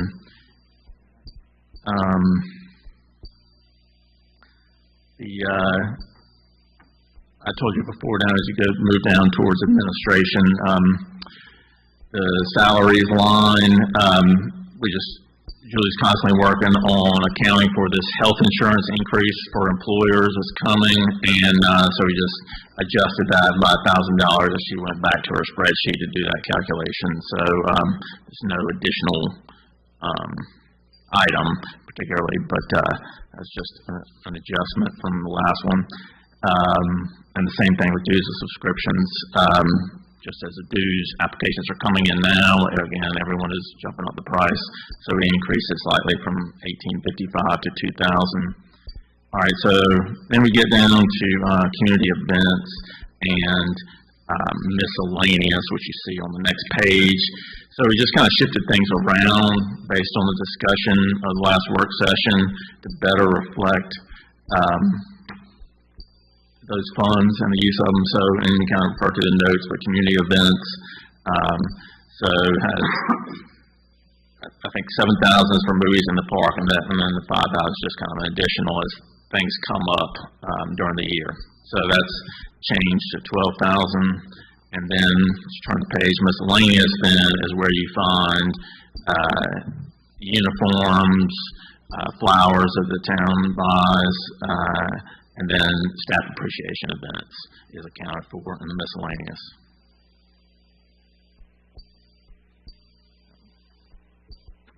Okay. Next page, legal and professional. The request was made to increase outside counsel from 150 to 200,000.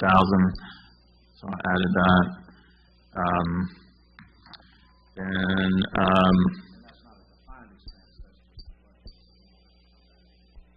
That's correct. Yeah, it's just to account for anticipated expenses.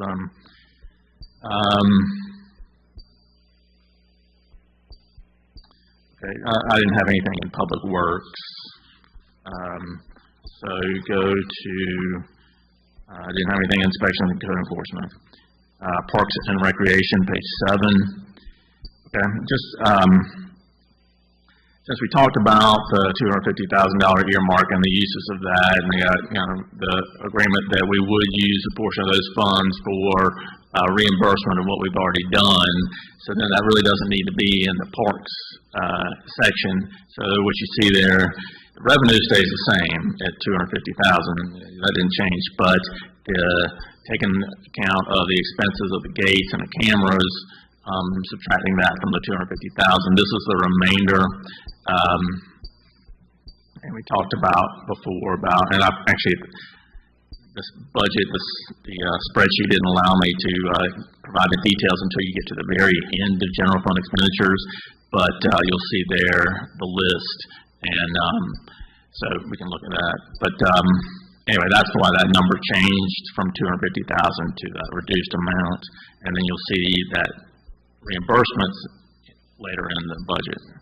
I'll ask you one question when you go ahead and finish, but I got one question about some of that money. Walking the trails the other day, and I've noticed we still got things about the replacements of these lights, but there's so many trail lights that are either out or malfunctioning around the whole walking trail. Can that, because that is a security issue, can we not use that, roll that and go ahead and get that fixed? Once the sun starts going down, those lights don't come on. And, you know, I'm just saying, it's taking my kids around there, you know, I'm not in the evening, but I hear from the ladies who walk around, and we have so many lights that are either malfunctioning and instead of waiting, can we go ahead and get that on the agenda, try to get that fixed? You know, go ahead and get that taken care of? I know we have looked at it, Jason and Lee and I have looked at that, to doing that right now. Let me check on the status. I mean, I think we can do that in the current budget, hopefully. So let me check, see what. And also, if we're going to add that, I've been asking for bump guards forever. So I have not gotten the quote on that, but I am aware of that. So I just don't have a quote to put on the line for that. So I'll work on that. Get that more detail. Are you going to put out an RFP for that, or just? It just depends on how much it is. I guess I need to kind of get an idea of how much it is, and I mean, if it's less than 5,000, you know, then I can do it without the formal process. But I can. I just haven't had an opportunity to do that yet. I think it would be fair. I think unilaterally, we talked about, you know, just making things transparent. I think putting out an RFP would be better for that. I think the lights could be handled in-house on the trails to a certain degree, unless there's some total damage on them that hinders outside assistance. But I think since we kind of been talking about RFPs and things, so just put one out. That's my. Yep. Correct me if I'm wrong, too, about the trail lights. They don't belong to us. They belong to Fairfield? Some belong to Fairfield, and some belong to us. Speaking to representative of Fairfield, I think they are getting, like we are, fed up with the malicious injury and damage to some of these things, and they don't want to come and keep repairing something that keeps getting tore up. I mean, maybe I'm wrong, but speaking to one of their representatives, they're kind of getting fed up like we are with vandalism. Yeah.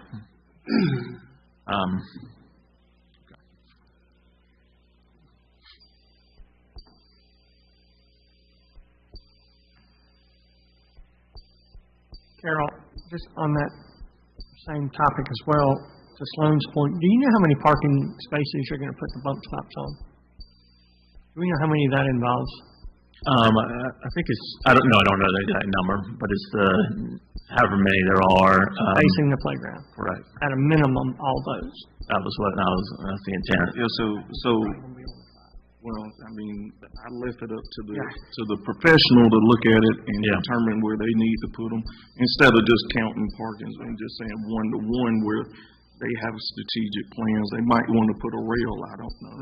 So just whatever design method they feel is best for that and cost effective. We don't want to spend $100,000 on bump rails, but and they need to be, decorative. Yeah, it needs to be something that looks in keeping with the rest of the park.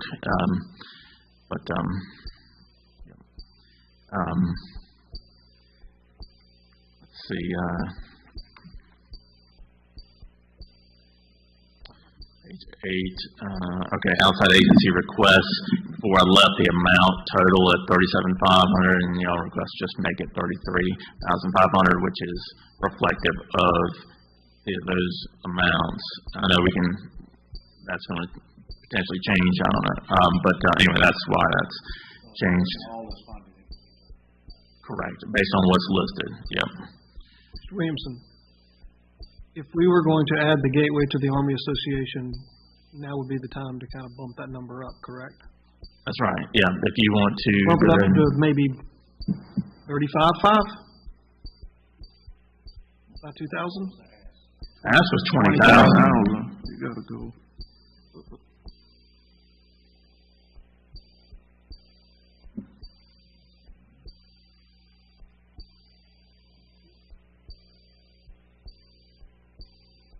Yeah. Any other requests? I mean, if y'all are prepared to.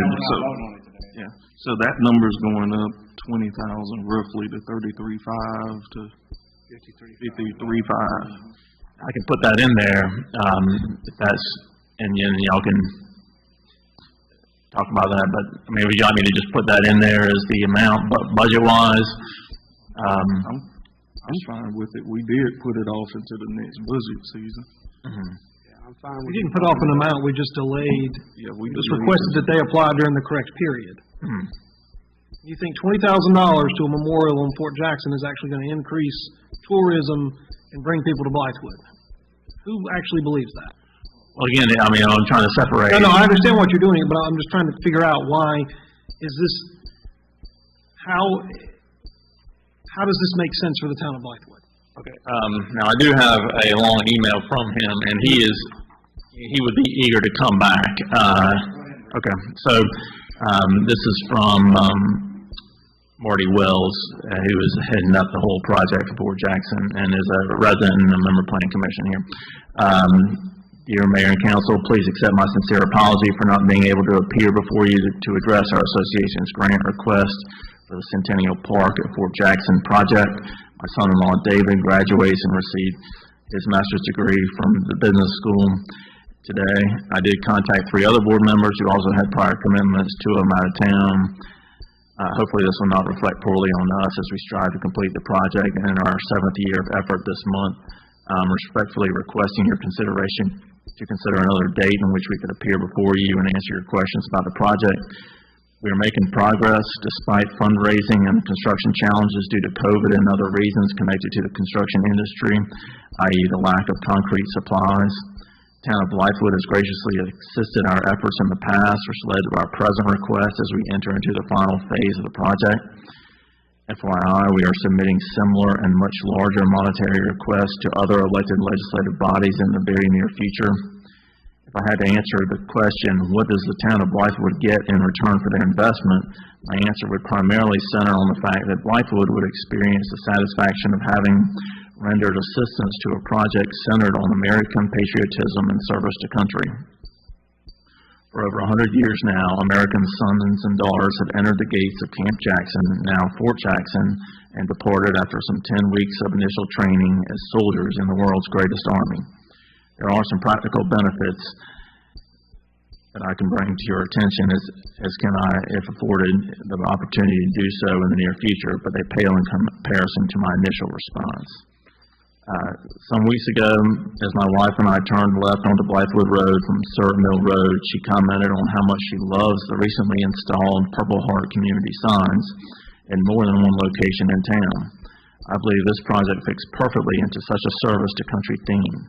We are committed to completing this project and honoring those committed to ideals greater than oneself. Again, thank you for your support and consideration of our request.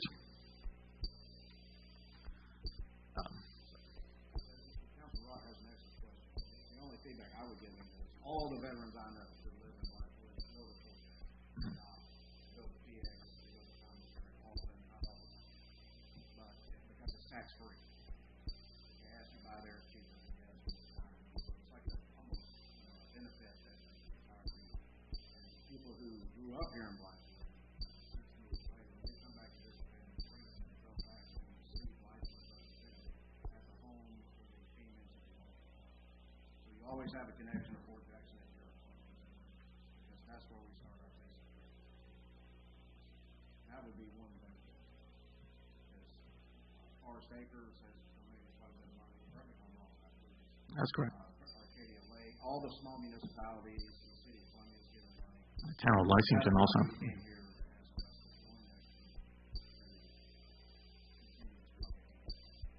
Don't mistake my comments as an objection to assisting for the funding. You mentioned Forest Acres, you mentioned Arcadia Lakes, you mentioned the City of Columbia. They are right beside Fort Jackson. They actually receive an economic benefit that's measurable from Fort Jackson. It's irrefutable. Lexington, City of Lexington, maybe. That's maybe a little bit of a stretch.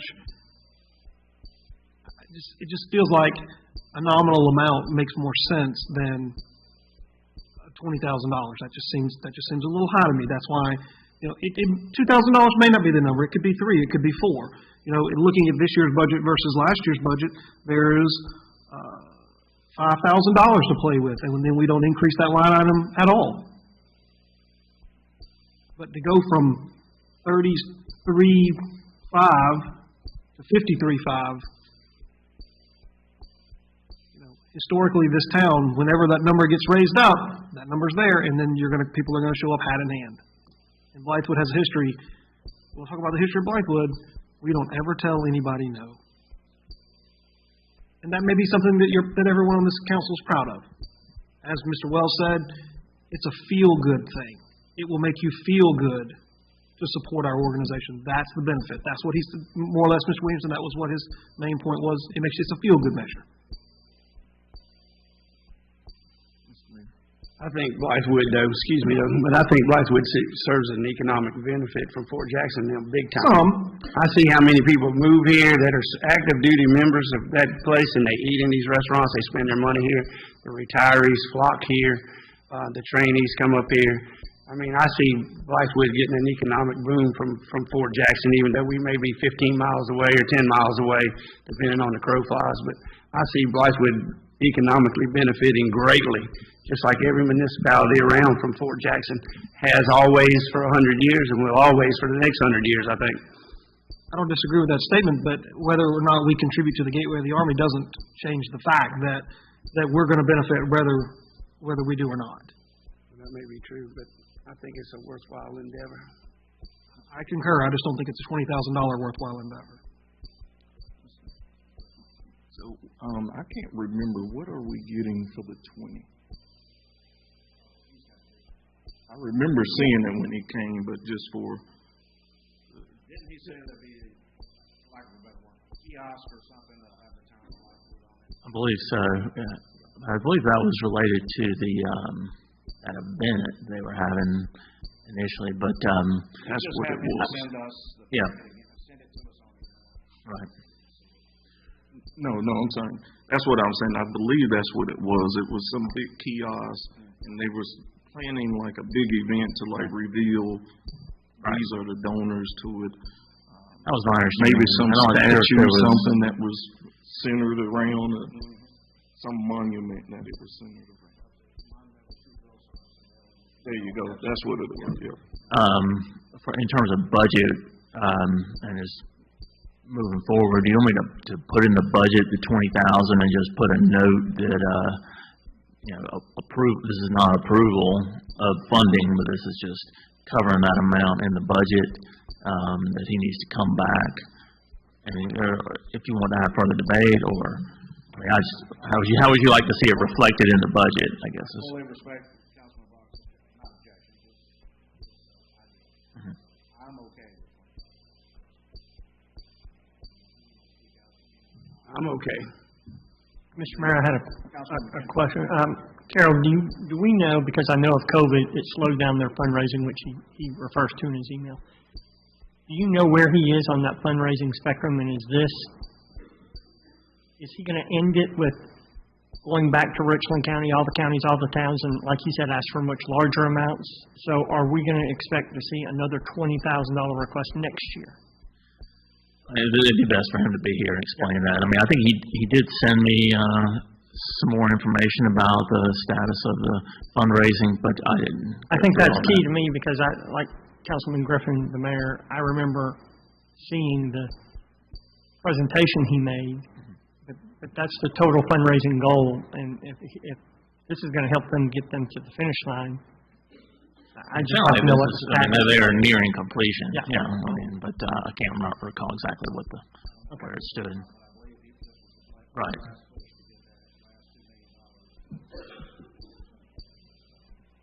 I believe that's right. Instead of calling another special meeting, if you could just get that information and send it to us. Mm-hmm. So I'm just going to put it in the budget, and then just, it's just read, and then we can change that.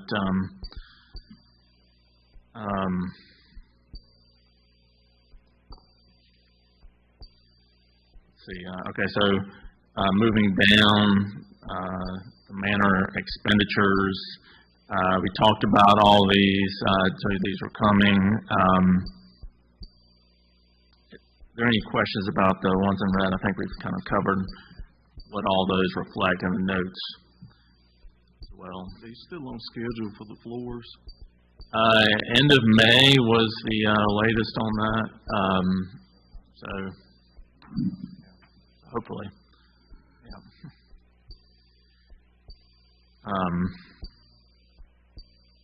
So at the bottom there, you'll see. Okay, transfer to state accommodations. That is total cost that we've already spent on the security gate and the cameras. Then for that remainder there, you see it below the total is essentially what I'm trying to do is get the budget to the state in order to receive those funds. And I know you're saying the bump guards, so the bump guards may be instead of one of the picnic shelters. I'll try, but I think ultimately if we can just get this approved, and then I can adjust it. But I've sent a draft basically of this to them. The lady is out of town, and as soon as I get from her, I'll hopefully move forward on that. But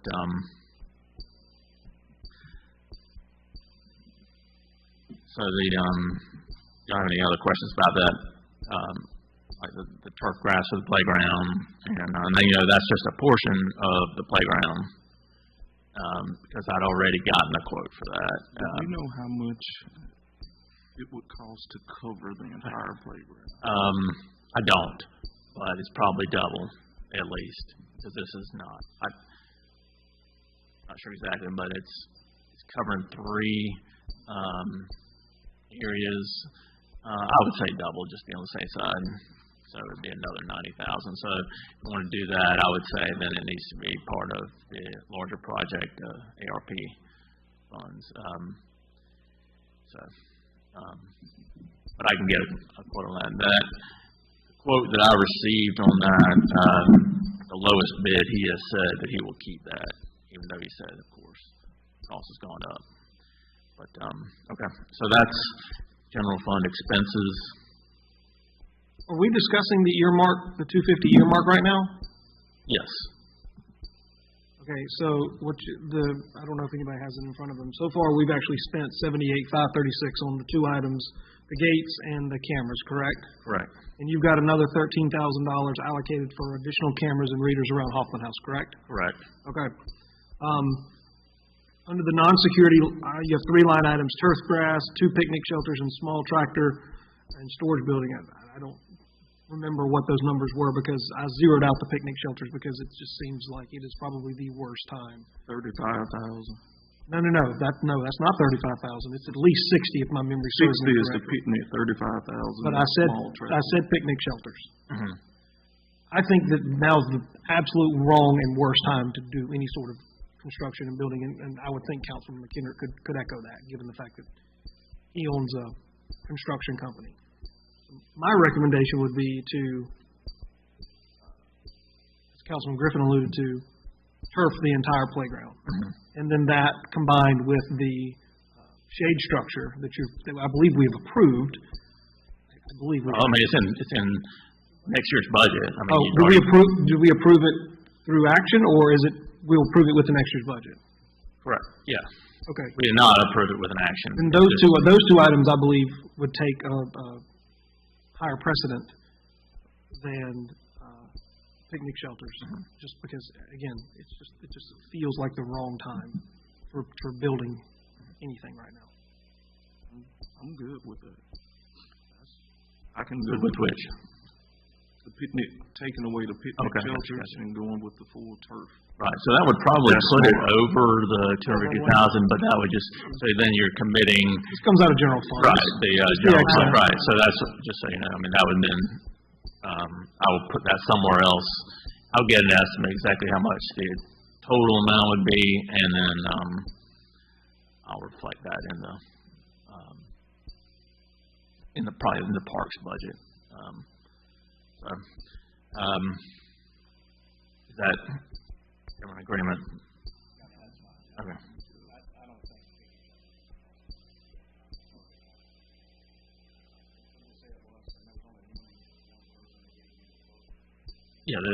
And he was just correct. Yeah, that's the designer, the architect that's doing this. So I mean that's certainly an overestimate just to make sure because they don't want to be under. But if I'm not mistaken, the quote of 6 picnic shelters for $180,000 came from the Doco Meadows Park Foundation. That wasn't us requesting, that was them providing that information for us. Yeah, it's kind of Rick McMagan, who's Land Plan Group South. He's kind of working with them.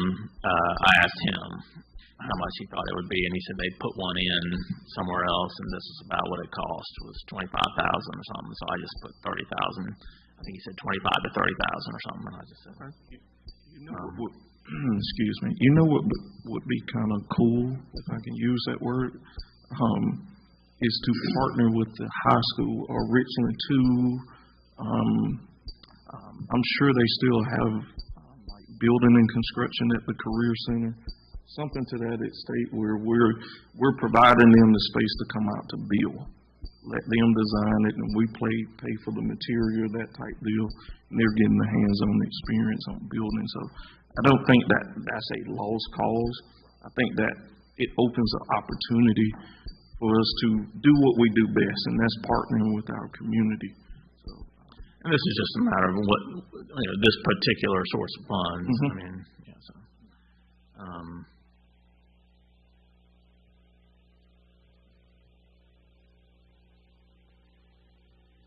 okay. Let's see. I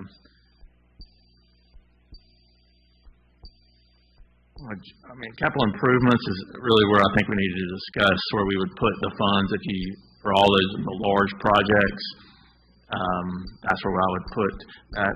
So we can come back to that real quick. I just want to touch on one change real quick is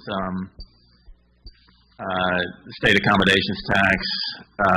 We just reduced it $10,000 based on what we've been getting. We originally budgeted $160, and we just reduced it to $150. So you see that in red, and then adjusted everything else that's associated with that total.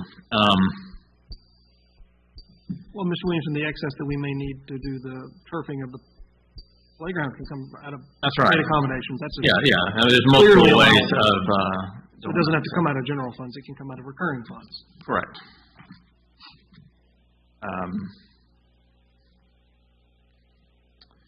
Okay. So that's all the changes. Is there anything on hospitality and local accommodations? We didn't even get to that before, so if you want to look at that, and obviously we heard a lot of what we would do as far as applications for the tourism, but there are other expenses there. Local accommodations, if you look at that, continues to go up, and so you see a higher revenue there. And the same thing with hospitality tax, and that's what we based the sheet you had for the applicants was based on our projected revenue.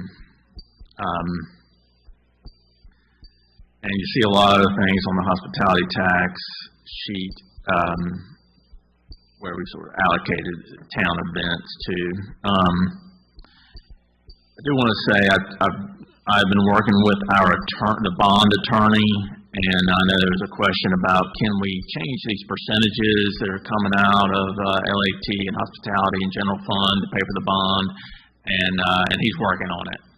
So he sent me an email yesterday just kind of acknowledging that he's contacted the bank about it. And then also timing-wise, can we give us?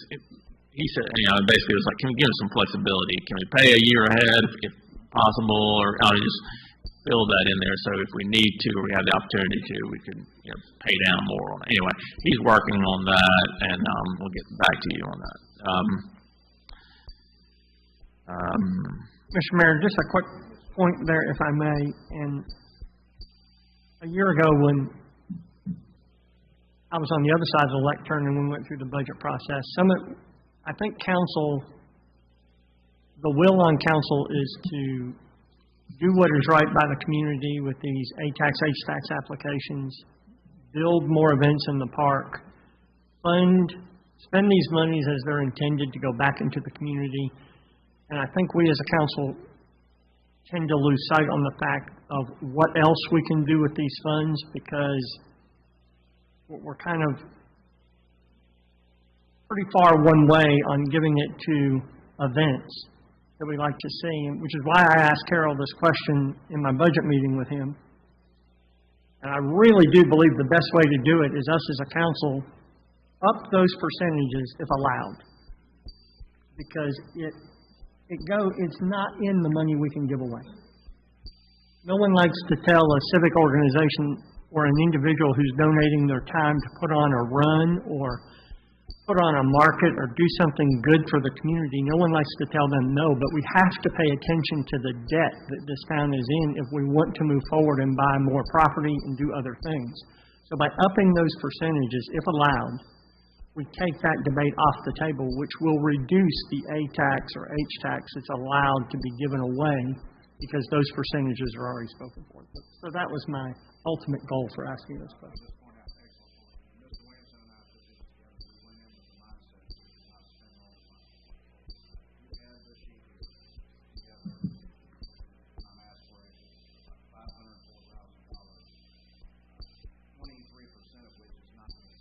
Right. So right there, we just say 23% of our money to do exactly. If we want to save more than that, we can do that, but we have to reduce these. Yes, sir. So we're not just taking our money, rubber stamps.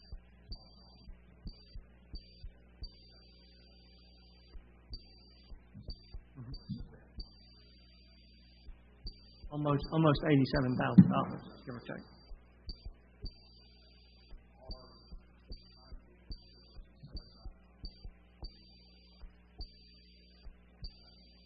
Mr. Mayor. Yes, sir.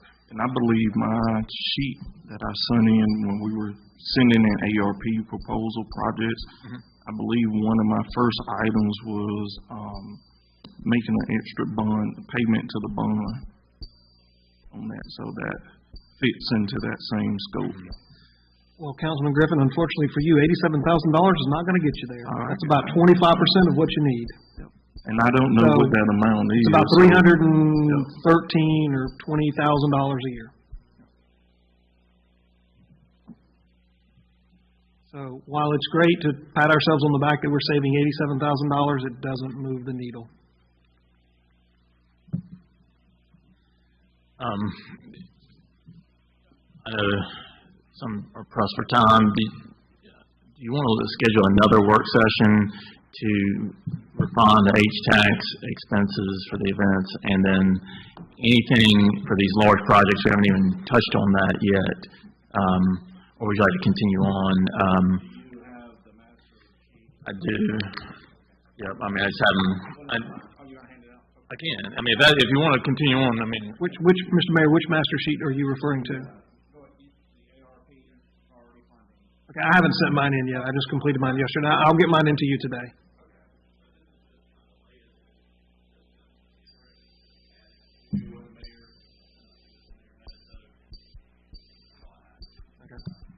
What, very rough. These estimates are just on placeholder. I actually have it, so I'm good. If I just added a new column and labeled it. That's all I've done too. Fine. So, can we do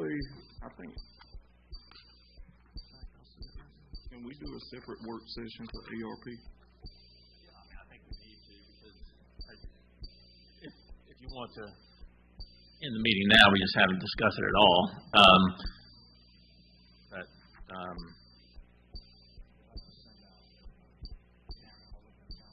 Okay.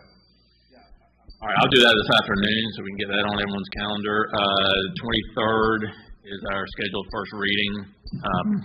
So sometime between today and the 20th. Maybe next week, so we can have a draft to you for the first reading. So I'll send that out.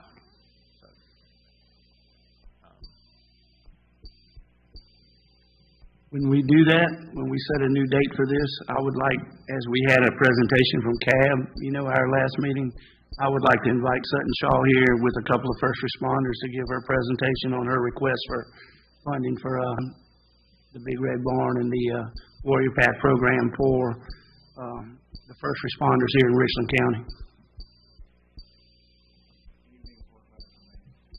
Okay.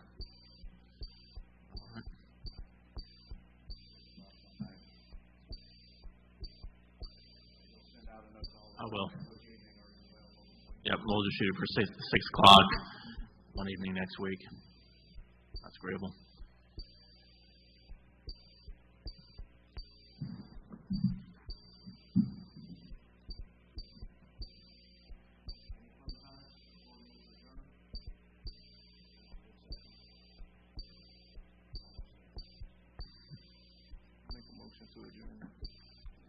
Second. Aye.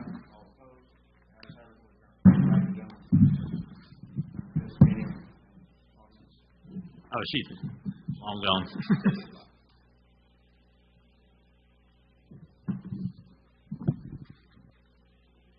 Yeah. I will, certainly. Yeah, I'll have to coordinate with their schedules, but he said evening, and I want to get it